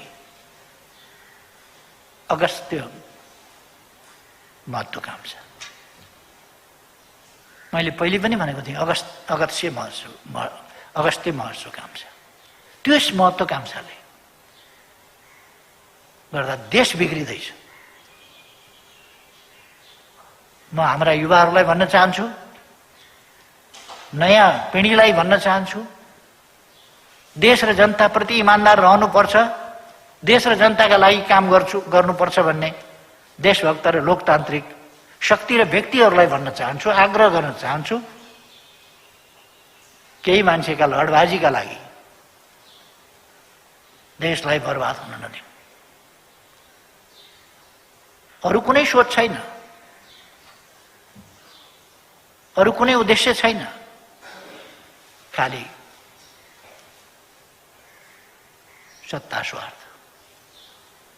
नपाएकाको होइन, पाइसकेकाहरूको सत्ता स्वार्थ।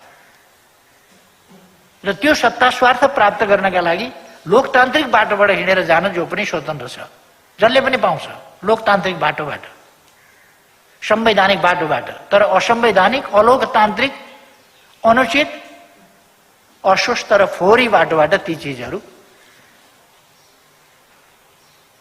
का निम्ति वातावरण धमिल्याउने, वातावरणलाई प्रदूषित गर्ने र राष्ट्रलाई आज पनि र भोलिसम्मका लागि गम्भीर घाटा पार्ने खालका प्रयास भइरहेका छन्। यस्ता कुराबाट युवा पङ्क्ति सजग हुनुपर्दछ।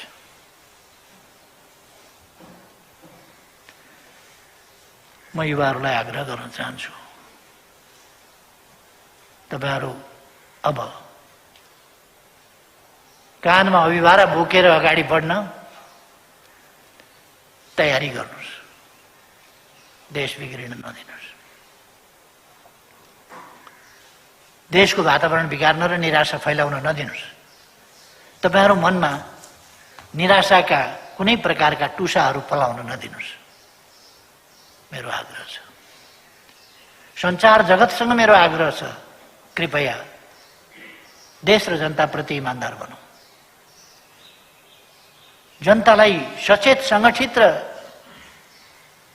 सक्रिय पारौँ लोकतन्त्रको हितको पक्षमा, लोकतन्त्रको पक्षमा, देश र जनताको पक्षमा, भाड्नका लागि होइन। सञ्चार माध्यमको सही र सकारात्मक र सक्रिय, सही, सकारात्मक र सक्रिय भूमिकाका लागि म जनताले छानेको निर्वाचित प्रतिनिधिको हैसियतले, प्रधानमन्त्रीको हैसियतले जिम्मेवारीका साथ सबैलाई म आग्रह गरिरहेको छु, आह्वान गरिरहेको छु। र तपाईहरू, यो अभियान सरकारको अभियान होइन, यो राष्ट्रको अभियान हो। कोभिड विरुद्धको लडाईँ राष्ट्रको लडाईँ हो। लोकतन्त्रको रक्षा र यसको सृजनात्मक प्रयोगका साथ अगाडि देशलाई बढाउने र विकासको, सुशासन र विकासको बाटोमा अगाडि बढाउँदै सामाजिक न्याय र समानता सहितको समृद्धि हासिल गर्ने हामी सबैको साझा दायित्व हो। यस दायित्वमा लाग्न सबैलाई आग्रह गर्छु। अहिले यति भनेर म आफ्नो भनाइ टुङ्ग्याउँछु र साथीहरूको केही यदि थप जिज्ञासा छ भने म त्यसलाई स्पष्ट पार्न कोसिस गर्छु।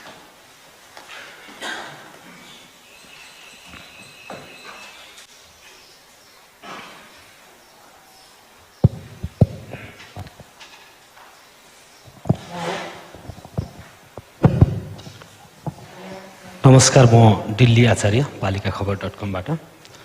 सम्माननीय प्रधानमन्त्रीज्यूका धेरै कुरा सुन्यो, खुसी पनि लागेछ आज यहाँ उपस्थित भएर यहाँका कुराहरू सुन्न पाएकोमा। मेरा केही जिज्ञासा र केही सुझाव छोटकरीमा राख्ने अनुमति माग्छु।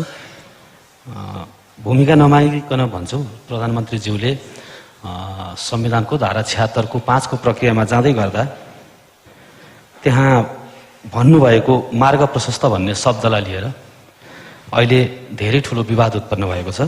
यो मार्ग प्रशस्त भनेको के हो राजीनामा भन्ने शब्द भनिदिएको थियो भनेदेखि धारा 4 को प्रक्रिया उल्लङ्घन हुन्थेन भन्ने धेरै कानुन व्यवसायी लगायत सञ्चारकर्मीहरूको यो धारणा आइरहेछ। यसको पृष्ठभूमिमा अलिकति थपेँ कि जबकि अघिल्लो पटक सर्वोच्च अदालतको फैसलाले प्रतिनिधि सभा विघटन हुनलाई 2 देखि 5 सम्मको प्रक्रिया सदनभित्र देखिएको हुनुपर्छ भन्ने ढङ्गले व्याख्या गरेको छ भन्ने कुराहरू पनि आइरहेको सन्दर्भमा यो मार्ग प्रशस्त भन्ने शब्दलाई आज अलिकति थोरै व्याख्या गरिदिनु भयो भने हामीलाई सजिलो हुन्थ्यो होला भन्ने लागेको छ। अर्को छोटो प्रश्न छ, 7 जना मन्त्रीहरू रिक्त हुनुहुन्छ, ती मन्त्रालयहरूमा एमालेका मन्त्री नियुक्त हुँदै हुनुहुन्छ कि अरू पार्टीका कोही आउँदै हुनुहुन्छ? यो मेरो एउटा जिज्ञासा रह्यो। अर्को तेस्रो छ, बजेट आउन अब 5 दिन मात्रै बाँकी छ, यो बजेट कसरी आउँदैछ? एकदमै छोटोमा जिज्ञासा राखेँ। अर्को चाहिँ कोरोनासँग सम्बन्धित चौथो जिज्ञासा मेरो, यो कोरोना विरुद्धको अभियानमा सरकारले अहिलेसम्म धेरै काम गरेको देखिन्छ, हामीले लेखि पनि रहेका छौँ। तर सरकारको काम चाहिँ कोरोनाबाट मर्नेका, कोरोना हुनेका र जाति हुनेका दैनिक टाउको गन्नेभन्दा बाहिर कुनै पनि गतिविधि सार्वजनिक गरेको अहिले चाहिँ एटलिस्ट हामीले पाएका छैनौँ। सरकारले एकीकृत ढङ्गले अहिलेसम्म कोरोना विरुद्धको अभियानमा, यो युद्धमा सरकारले गरेका उपलब्धिहरू, सरकारले हासिल गरेका राम्रा कामहरूको विषयमा किन एकीकृत ढङ्गले जानकारी गराउन सक्दैन, जबकि सबैभन्दा आलोचित सरकार यही विषयमा भइरहेको छ। र म ध्यानाकर्षण पनि गराउन चाहन्छु, यो प्रक्रिया सरकारले चाँडै गर्नेछ र जनतालाई यो विषयमा सुसूचित गर्नेछ। र अन्तमा पार्टीका प्रधानमन्त्री विरुद्ध हस्ताक्षर गर्ने नेताहरूले अब आत्मालोचना गरेर पुग्ने हो कि कारवाही पनि हुन्छ र त्यो निर्णय कहिले हुन्छ? धन्यवाद।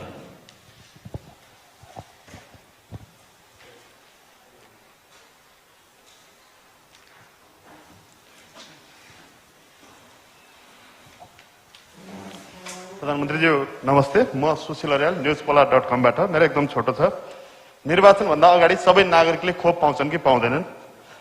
र यो खोपकै विषयमा लिएर हाम्रो र चिनिया उच्च स्तरीय टोलीबीच संवाद हुँदै हो कि होइन? तेस्रो, प्रधानमन्त्रीज्यूसँगको लामो सहयात्री वरिष्ठ नेता माधव कुमार नेपाल पछिल्लो समय यहाँको सम्बन्ध बिग्रियो। अब उहाँले कदम कदाचित अर्को पार्टी खोल्नुभयो भने अन्तर्पार्टी सम्बन्ध कस्तो हुन्छ?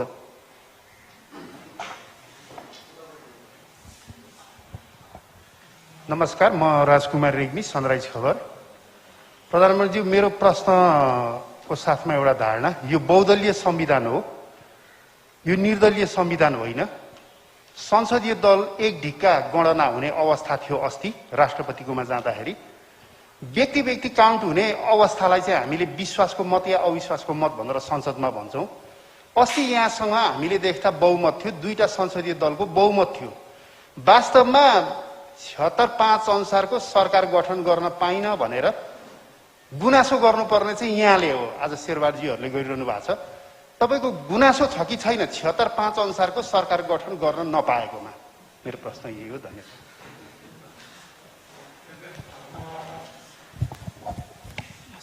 सम्माननीय प्रधानमन्त्रीज्यूमा मेरो नमस्कार। म कालिका खण्डका राष्ट्रिय समाचार समितिमा काम गर्छु। म प्रेस चौतारी नेपालको केन्द्रीय सदस्य। प्रधानमन्त्रीज्यूलाई मेरो प्रश्न चाहिँ के छ भने, भलै यहाँलाई राष्ट्रिय राजनीतिमा यहाँलाई सहयोग नभए पनि यहाँले यो यहाँको कार्यकालमा धेरै राम्रा विकास निर्माणका कामहरू गर्नुभएको छ, जुन अघिल्ला सरकारहरूले सुरु पनि गरेका थिएनन्, योजना पनि बनाएका थिएनन्। यो धेरै कामहरू हजुरले अगाडि बढाउनु भएको छ। अहिले पछिल्लो समयमा कोरोना नियन्त्रणको लागि पनि यहाँले लिएको इनिसिएसनले विश्वले नै एकदम राम्रो, विश्वमै राम्रो सन्देश पनि गएको छ र विश्वले एकदमै राम्रो रूपमा लिएर सहयोगका लागि यहाँलाई हात पनि फैलाएका छन् र सहयोग गर्ने आग्रहहरू पनि गर्दै आएका छन्। यसले गर्दाखेरि चाहिँ अब हामीले यो निर्वाचनको घोषणा गरिसकेको भएको हुनाले नो भ्याक्सिन नो भोट भन्ने खालको कुराहरू पनि अहिले आइरहेछ, जसले हामीले भ्याक्सिन लाउन पाएनौँ भने हामी भोट दिँदैनौँ भन्ने खालका कुराहरू पनि बाहिर आइरहेका छन्। यसलाई पनि व्यवस्थापन गर्नुपर्ने यहाँको ध्यान गइरहेको होला।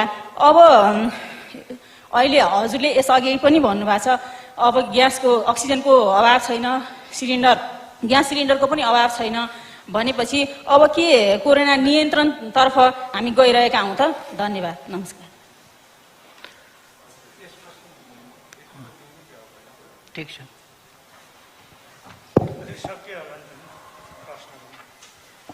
सकिएकै देखियो।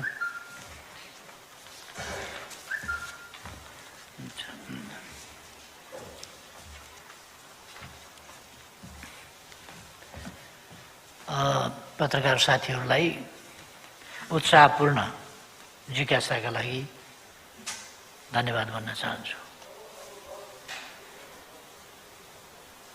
मार्ग प्रशस्त भनेको बाटो नरोकेको, बाटो खोलिदिएको। राजीनामा भन्ने प्रबन्ध त्यहाँनेरि छैन। मैले विश्वासको मत लिइरहने र त्यसका लागि केही दिन लाग्छ, जस्तो अघि यहाँ प्रश्न गर्नुभयो नि। अब आज कति गते भयो? 9 गते।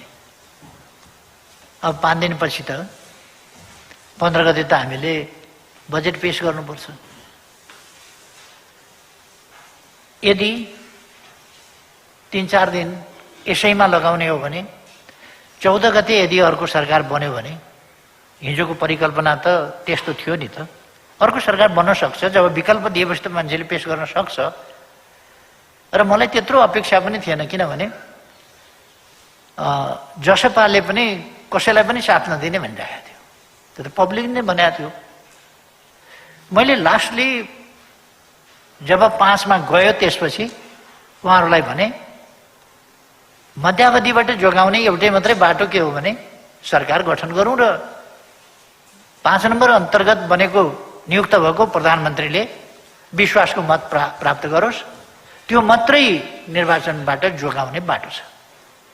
नत्र त निर्वाचनमा मुलुक त गयो। किनभने मैले संविधानको 76 को उपधारा 1, धारा 76 को उपधारा 1 को सरकार बनाइसकेका थिएँ। 2 को बनाइसकेका थिएँ। पहिले 2 को बनाएँ जेठ 3 गते। अर्को पार्टी पनि मिलाएपछि त्यो 76-1 को सरकार बन्यो, बहुमतको सरकार बन्यो पार्टी मिलेपछि।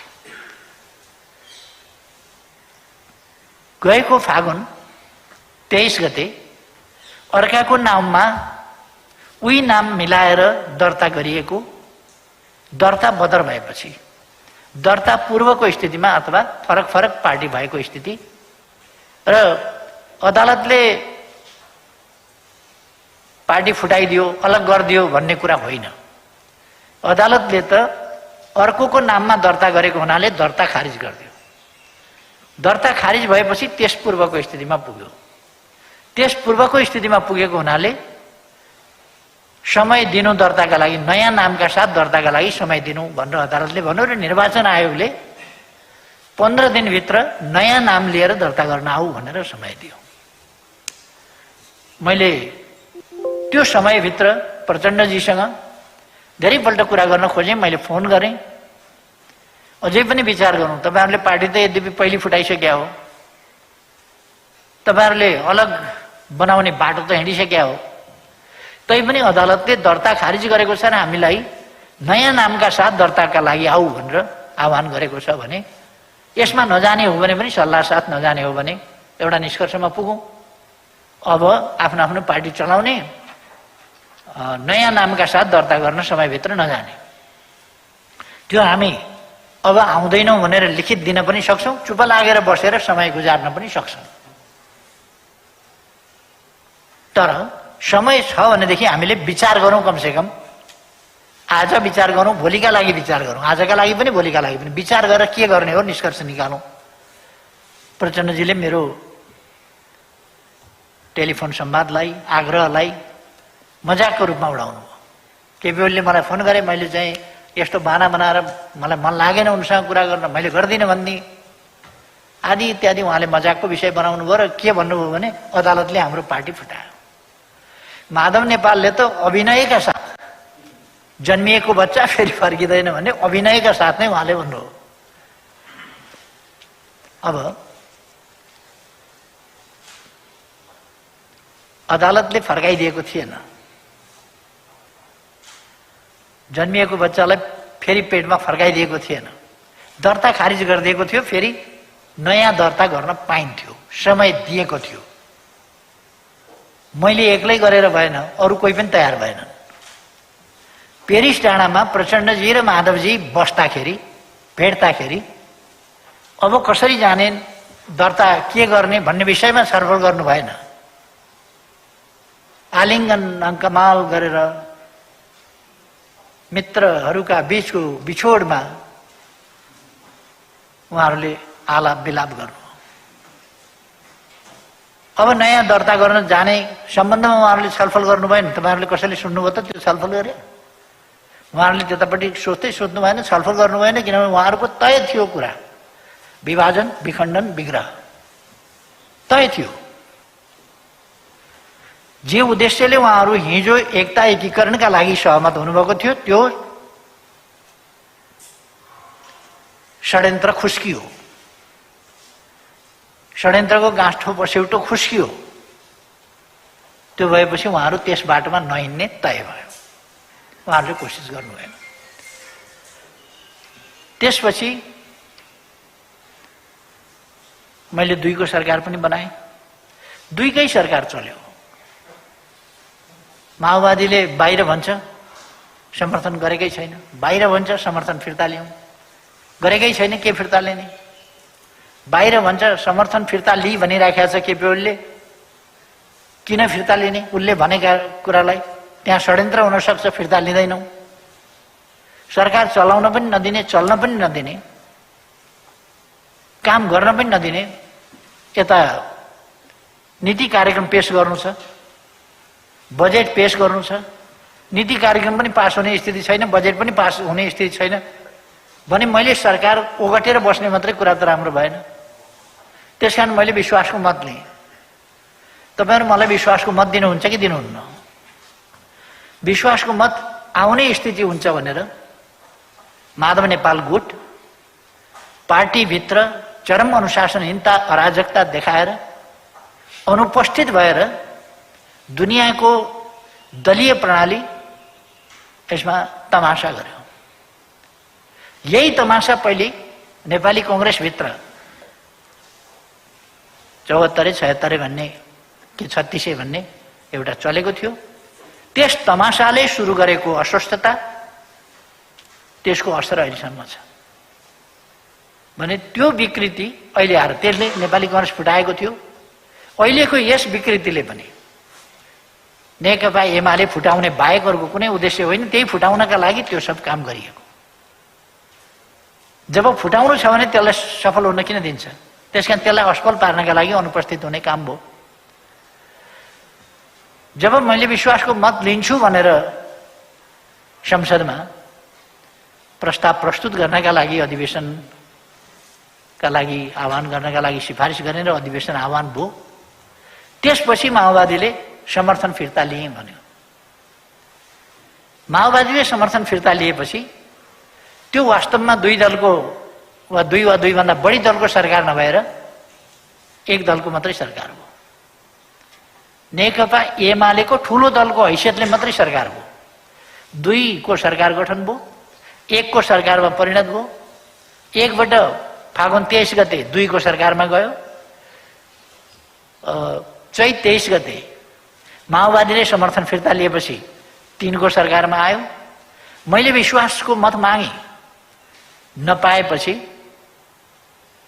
अर्को अवसर 76 को 2 अनुसारै फर्किनुपर्छ भनेर फेरि 76 को 2 मा फेरि गयो सरकार 2 बनाउनका लागि। 76 को 2 को सरकार बनेन।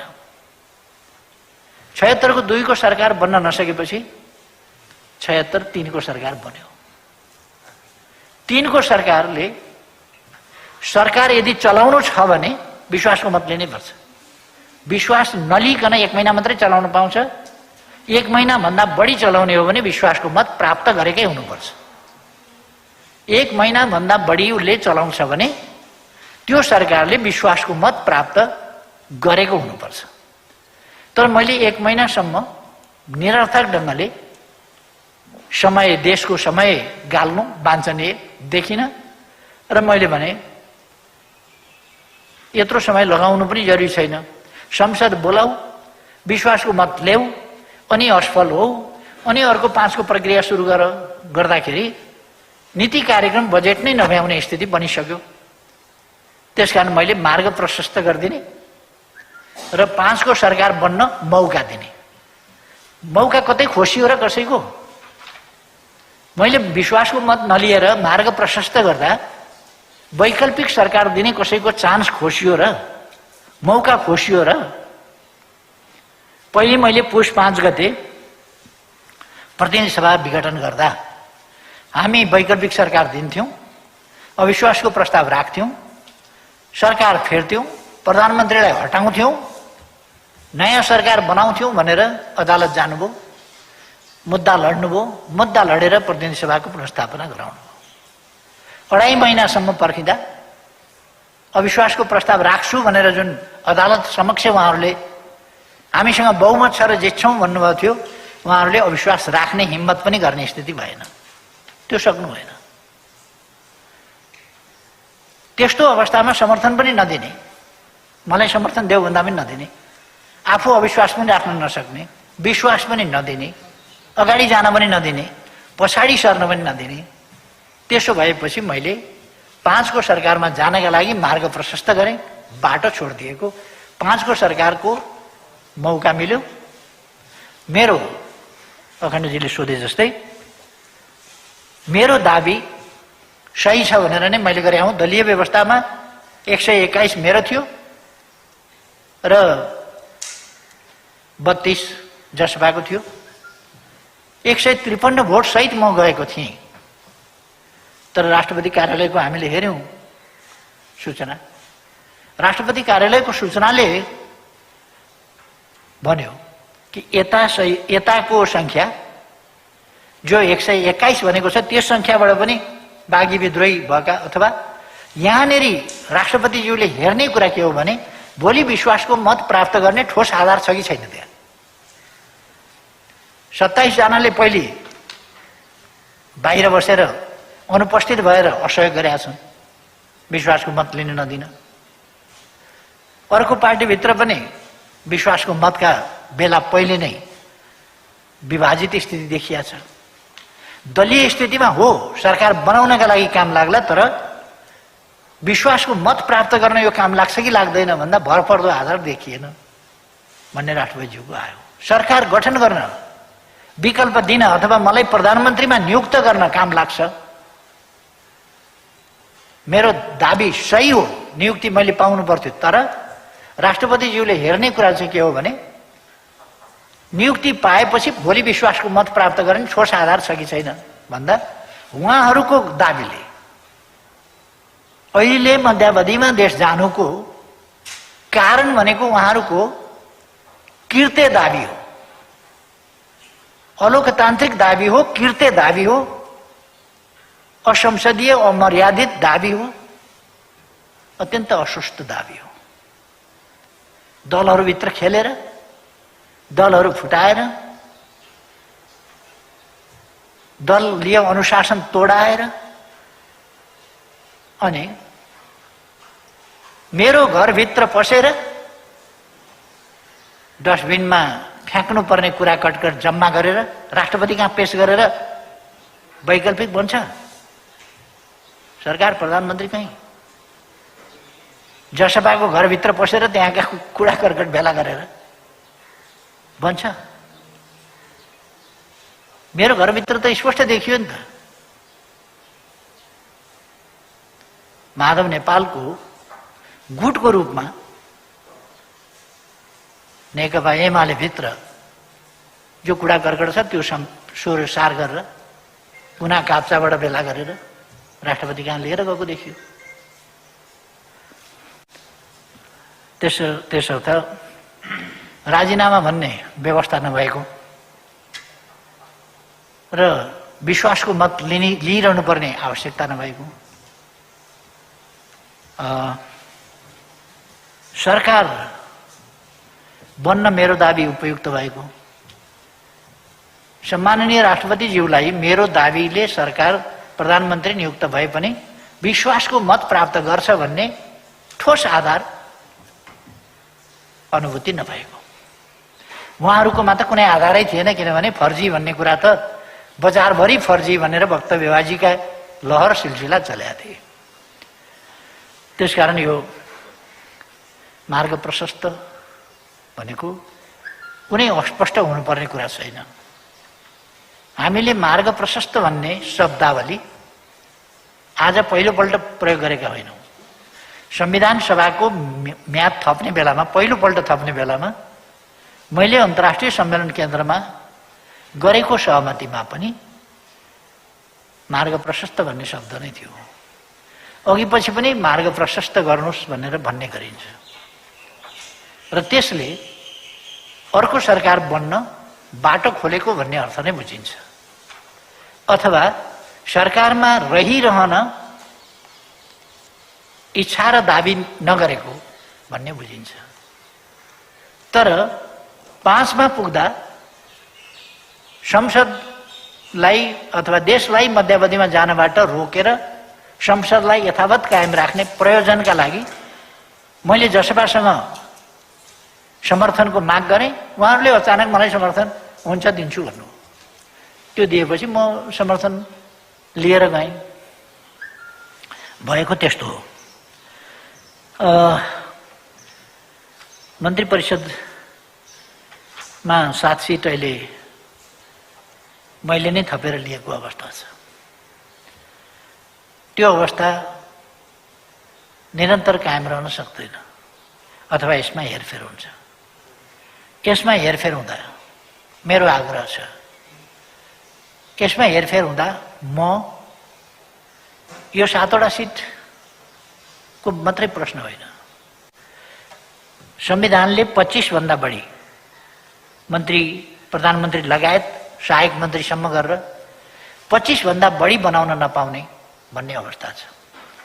दलहरूको हैसियत अनुसार, प्रतिनिधि सभा सदस्य संख्या अनुसार बाँडेर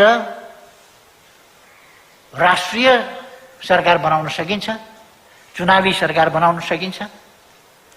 यो तानातान र मैले नेतृत्व गरे मात्रै म चुनावमा भाग लिन्छु, म प्रधानमन्त्री हुन पाएँ भने भन्ने, प्रधानमन्त्री हुने व्यवस्था संविधानमा, प्रधानमन्त्रीको स्रोत कहाँ हो भन्ने कुरा संविधान हेर्न म साथीहरूलाई आग्रह गर्न चाहन्छु। प्रधानमन्त्री कसरी कसरी भन्छ संविधान अनुसार, असंवैधानिक बाटो हामी हिँड्न सक्दैनौँ। कमसेकम लोकतान्त्रिक शक्ति भएको हुनाले र संविधानको बाटोबाट चल्नुपर्छ, संविधान सर्वोपरि छ भनेर मान्यता राख्ने भएको हुनाले असंवैधानिक बाटो हिँड्ने कुरामा कुनै सम्झौता गर्न सकिँदैन, अथवा त्यस्ता प्रवृत्तिहरूसँग झुक्न पनि सकिँदैन। संविधान सम्मत ढङ्गले संयुक्त राष्ट्रिय सरकार नै बनाऊ र चुनाव सम्पन्न गरौँ। म के भन्न चाहन्छु भने मेरो लडाईँ जिन्दगीभरिको लडाईँ आफ्ना निम्तिको लडाईँ होइन। आफ्ना निम्तिको लडाईँ भएर ज्यान जोखिममा मान्छेले हाल्न सक्दैन। जब मान्छे त्योभन्दा बृहत गोलका लागि, उद्देश्यका लागि लड्छ, तब मात्रै ज्यान जोखिममा राख्न सक्छ। मैले सदैव ज्यान जोखिममा राखेरै आएको छु र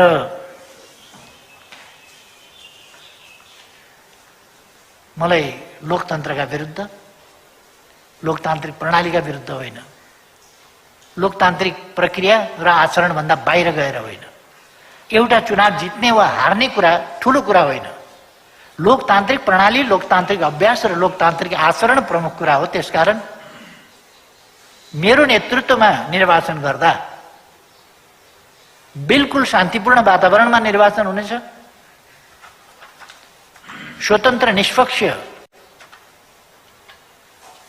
वातावरणमा, स्वतन्त्र निष्पक्ष ढङ्गले राष्ट्रिय अन्तर्राष्ट्रिय तमाम पर्यवेक्षकहरू बोलाएर सामेल गरेर गरिनेछ। आज सीसी क्यामेराको जमाना हो। क्यामेरा मात्रै होइन, सीसी क्यामेराहरू जडान गरिनेछ। आज ड्रोनको समय हो। माथिबाट ड्रोनबाट गतिविधिहरू खिचिनेछ र राष्ट्रिय अन्तर्राष्ट्रिय सबै शक्ति संस्था, व्यक्तिहरूलाई म स्पष्ट गर्न चाहन्छु र चुनौतीका साथ भन्न चाहन्छु, निष्पक्षताको मामलामा यो सरकारले गराएको निर्वाचन सर्वोत्कृष्ट ठहरिनेछ। एउटा चुनाव जित्नु वा नजित्नु होइन, लोकतन्त्रलाई जिताउनु मेरो कर्तव्य हो। म कति बाँच्छु बेग्लै कुरा हो। लोकतन्त्र सधैँ बाँच्नुपर्छ। म त सधैँ बाँच्दिनँ, स्पष्टै छ। लोकतन्त्र सधैँ बाँच्नुपर्छ। मैले चुनाव जितु कि नजितु, मेरो पार्टीले जितोस् कि नजितोस्, लोकतन्त्रले यस देशमा लडाईँ जित्नुपर्छ। लोकतन्त्रले जित्नुपर्छ। मेरो मान्यता त्यो हो। त्यसकारण मन्त्रीहरू को भन्ने कुरामा म यति फराकिलो छु कि मलाई मन्त्री साथीहरूलाई मन्त्री बनाउने कुरा यो ठुलो कुरा होइन। लोकतन्त्रलाई मजबुत बनाउने कुरा ठुलो कुरा हो। र हामी चुनावतिर जाँदैछौँ भने राष्ट्रिय सरकार बनाएर जान सकिन्छ। तर राष्ट्रिय सरकार असंवैधानिक बाटोबाट होइन, संवैधानिक बाटोबाट नै आउन सक्छ। त्यस बाटोबाट मात्रै आउने कुरालाई स्वीकार्न सकिन्छ।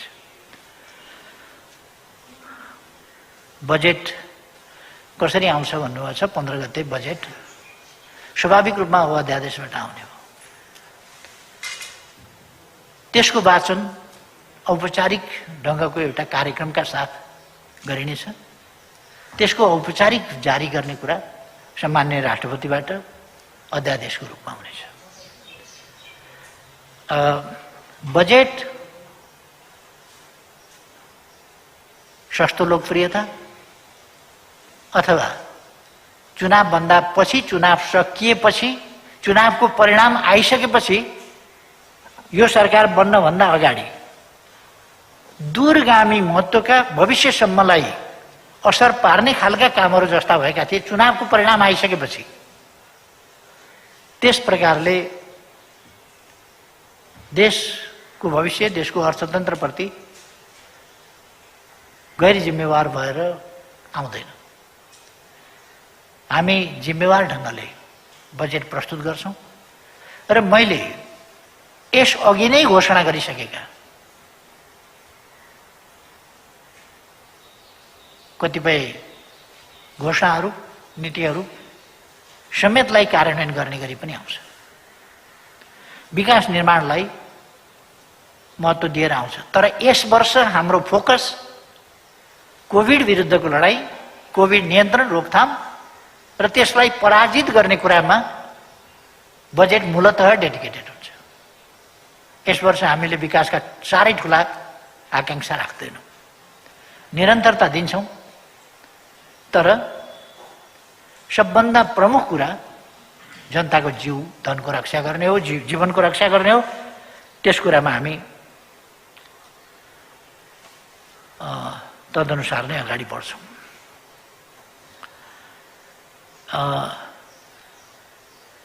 कोरोना विरुद्धको लडाईँमा मैले अघि नै पनि अलिकति व्याख्या गरेँ। हामी सफलतापूर्वक लडाईँ लडिरहेका छौँ। यो महामारी भएको हुनाले यसको पूर्व तयारी हुँदैन। कुनै पनि देशमा कहीँ पनि पूर्व तयारी त्यसै कारण देखिएन। अमेरिका होस् कि, चीन होस् कि, रूस होस् कि, फ्रान्स होस् कि, बेलायत होस् कि, इटली होस् कि, जर्मनी होस् कि, फ्रान्स होस् कि, स्पेन होस्, कहीँ पनि, ब्राजिल होस् अथवा कहीँ पनि, जापान होस् कि कोरिया, पूर्व तयारी कसैको पनि देखिएन। कसैको पनि मौजुदा तत्कालीन स्वास्थ्य सामर्थ्यले त्यसलाई धान्न सकेन, कसैको पनि। त्यसमा तत्काल केही कदमहरू चाल्दै अगाडि बढ्नु पर्यो। हामीले पनि त्यसै गरी कदम चाल्दै अगाडि बढेका छौँ र सफलताका साथ अगाडि बढेका छौँ। हाम्रो मात्रै सन्दर्भ होइन यो दोस्रो वेभ, तेस्रो वेभ भन्ने कुरा हाम्रो मात्रै सन्दर्भ होइन, यो ग्लोबल सन्दर्भ हो, यो विश्वव्यापी सन्दर्भ हो। यसलाई हामीले बुझ्नुपर्छ भन्ने मलाई लाग्छ। तर यसलाई हामीले नियन्त्रण गर्ने बाटोमा गएका छौँ। यो आत्मालोचनाकी कारबाही भनिन्छ, अति भयो, अति नै भयो। सधैँ पार्टीभित्र गुटबन्दी, गुट सञ्चालन, पार्टी होइन पार्टीलाई गुटहरूको मोर्चाको रूपमा लानेर आफू पावर गेन गर्ने र पार्टीको सत्ता कब्जा गर्ने, पार्टी कब्जा गर्ने, त्यो खालका नियतभन्दा बाहिर कहिले पनि देखिएन। त्यसका निम्ति सबै प्रकारका अस्वस्थता गर्ने। यो कुरा कर्णालीको फ्लोर क्रसदेखि अरू जस्तो राष्ट्रिय सभा निर्वाचनमा तल तलसम्म कार्यकर्ताहरूलाई गलत ढङ्गले परिचालन गर्ने, गलत क्रियाकलापमा कार्यकर्तालाई डुबाउने, फसाउने, त्यस्ता खालका काम, बागी विद्रोही उठाउने, विरोधीहरूसँग मिलेर पार्टीका विरुद्ध उम्मेदवार उठाउने, प्रचार गर्ने, गतिविधि गर्ने र पार्टी क्यान्डिडेटलाई हराउने, ती कामहरू भएको हामी सबैलाई थाहा छ। र फ्लोर क्रस गरे हामीलाई थाहा छ। हुँदै आएर आफ्नो पार्टीको अध्यक्ष, दलको नेता, प्रधानमन्त्रीका विरुद्ध उसलाई हटाएर विपक्षी पार्टीलाई, त्यो पनि प्रमुख प्रतिपक्षी पार्टीको नेतालाई प्रधानमन्त्री बनाउनका लागि निर्लज्ज ढङ्गले यसरी कुदेको यो लोकतान्त्रिक आन्दोलनको हिस्ट्रीमा नै छैन, कहीँ पनि कहीँ हुँदैन यस्तो, कहीँ छैन। जो निर्लज्जता यहाँ माधव नेपालको नेतृत्वमा प्रदर्शन भयो, यो यस्तो रेकर्ड छैन दुनियाँको हिस्ट्रीमा। लोकतान्त्रिक आन्दोलनमा, पार्टी सिस्टममा यस्तो कहीँ हिस्ट्री छैन। कमसेकम बस्न मन छैन भने अलिकति इमान देखाउँछन्। म नेकपा एमालेको वरिष्ठ नेता भनेर सही गरेर लाज मर्दो गरी जाँदैन क्या कोही पनि। एमालेका नेताका विरुद्ध विपक्षीको पक्षमा हस्ताक्षर गरेर अनि म एमालेको वरिष्ठ नेता भनेर निच्च दाँत देखाएर बस्न, यति निर्लज्ज दुनियाँमा कहीँ देखिया छैन। र एउटा डुप्लिकेट पार्टी दर्ता गरेका छ। कति छद्म खेल, छद्मको पनि एक पत्र हो र, पत्रै पत्र, छद्मै छद्म, षड्यन्त्रै षड्यन्त्र, धोकै धोका, बेइमानी नै बेइमानी, निर्लज्जता नै निर्लज्जता, पत्रै पत्र। त्यसकारण अब हामीले स्पष्टीकरण सोधेका छौँ, स्पष्टीकरण हेर्छौँ र तदनुसार कारबाही अविलम्ब जे गर्नुपर्ने गर्छौँ।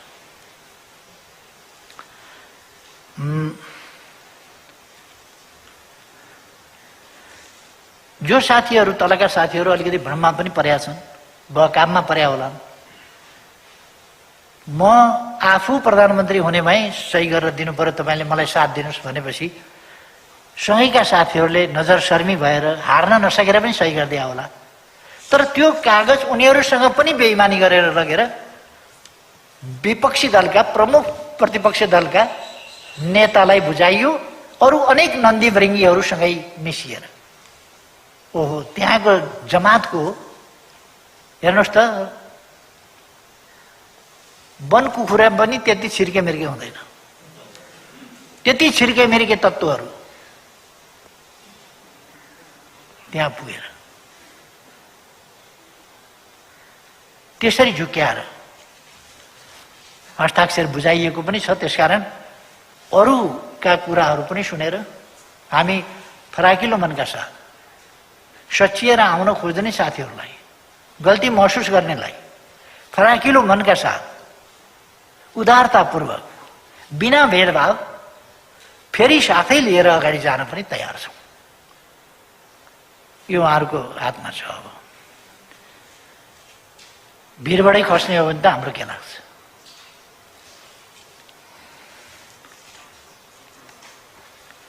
एउटा नारा लगाउन खोजिएको छ, गलत छ। सरकारले चुनाव भए पनि खोप ल्याउँछ, खोप लगाउँछ, चुनाव नभए पनि खोप ल्याउँछ, खोप लगाउँछ। आफ्नो सार्वभौम सत्ताको प्रयोग र खोप, यसलाई सँगै जोड्नै हुँदैन। यो अत्यन्तै जनताको सेन्टिमेन्टसँग खेलवाड गरिएको कुरा हो। जनताले सार्वभौम सत्ताको प्रयोग गर्ने कुरा यो अहिले वातावरण बिगार्ने चुनाव हुनै हुँदैन भन्ने, चुनावसँग तर्सिने, आफ्नो हालत कमजोर भएका प्रचण्ड, माधव नेपाल जस्ताहरूको क्षति हो। यो चुनाव भयो भने बेहाल हुन्छ। बेहाल त हुन्छ हुन्छ। वामपन्थी भनेको छ, देशभक्त भनेको छ, लोकतान्त्रिक भनेको छ।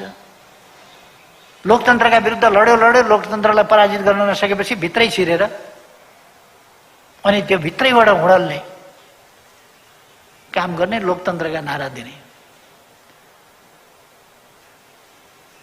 यो राष्ट्रपति कार्यालयमा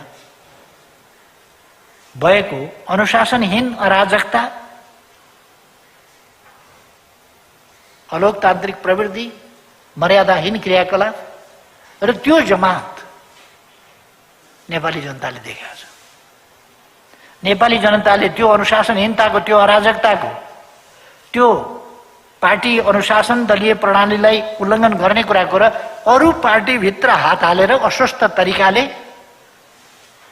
अरू पार्टीमा विग्रह पैदा गरेर आफ्नो दुनो सोच्याउन खोज्ने अस्वस्थ प्रवृत्तिलाई पनि जनताले हेरेको छ। दुईटै प्रवृत्ति। त्यसकारण यस्तो बेलामा जनताले सही ढङ्गले आफ्नो सार्वभौम सत्ताको, सार्वभौम अधिकारको प्रयोग गर्नुपर्ने बेलामा जनतालाई सेन्टिमेन्टमा ल्याएर सार्वभौम सत्ताको प्रयोग गर्नबाट वञ्चित गराउने, भावनामा बगाएर यो सेन्टिमेन्टल ब्ल्याकमेलिङ हो।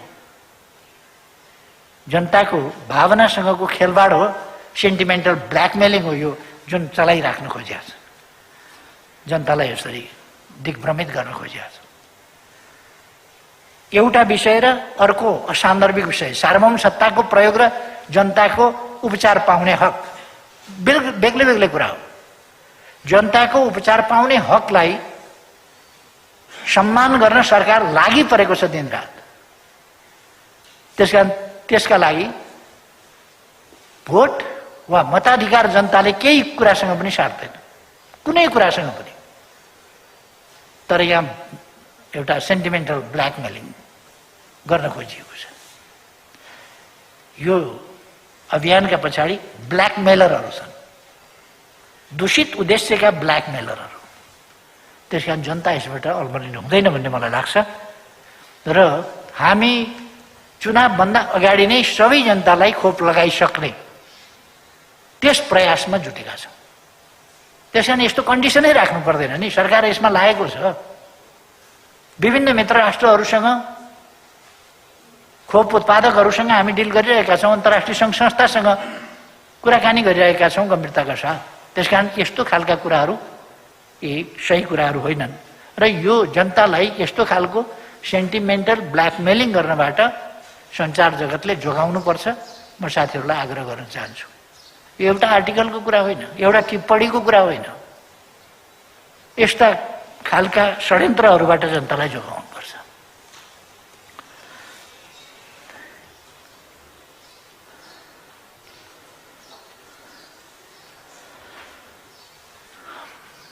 यहाँ माधव नेपालसँगको सम्बन्धको प्रश्न राख्नुभएको रहेछ। माधव नेपालसँगको सम्बन्धको प्रश्न अब अलिकति यो त पास्ट टेन्स हुन खोजेन र।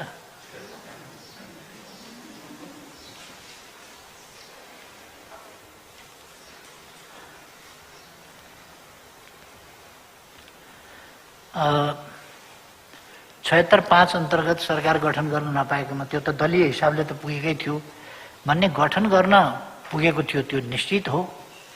त्यसमा म किञ्चित यताउता छैन। तर विश्वासको मत प्राप्त गर्न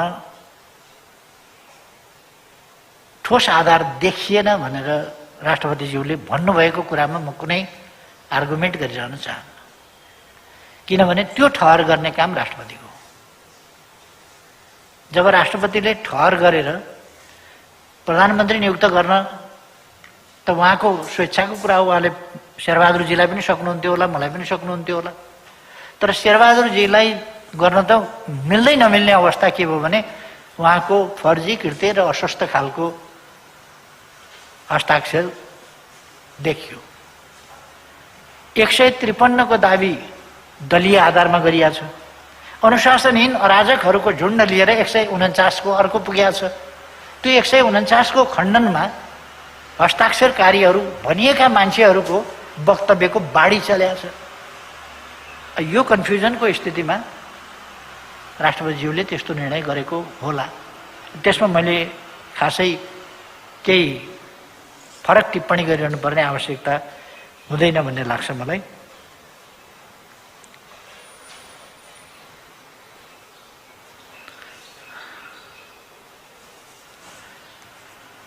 यो नो भ्याक्सिन नो भोट भन्ने कुरा उठाउनु भएको थियो, त्यसको मैले भनिसकेँ कि त्यो एउटा जनताको उसलाई चाहिँ ब्ल्याकमेलिङ गरेको कुरा मात्रै हो। त्यसकारण यसमा धेरै हामी अल्झिने भन्दा पनि हामीले जनतालाई सजग गराउनुपर्छ कि हाम्रो सार्वभौम अधिकार, सार्वभौम सत्ता जनतामा छ भनेको सार्वभौम सत्ताको प्रयोग जनताले कसरी गर्छ भन्ने कुरालाई हामीले बढी सजगताका साथ जनतामा जानु वाञ्छनीय छ भन्ने मलाई लाग्छ। मोटामोटी प्रश्नहरू जिज्ञासाहरू नै थिए क्या, अब टुङ्ग्याउँ पनि कि जस्तो लाग्छ। ठिक छ।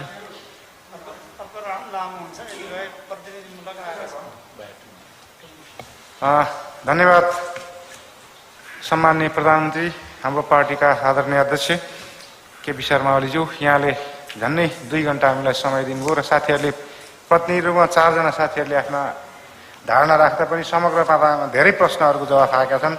हाम्रो आज प्रेस चौतारा नेपालको यस कार्यक्रमलाई सेतोपाटी.com, eKantipur, देखापटी.com, Nepal live, Desh Sanchar, mega television, news agency Nepal, रातोपाटी.com, अनलाइन खबर.com, उजालो.com, जनता टाइम्स.com, यो टेलिभिजन, थाहा खबर.com, हिमालय टिभी, नेपाल प्रेस.com, इमेज खबर लगायत झन्डै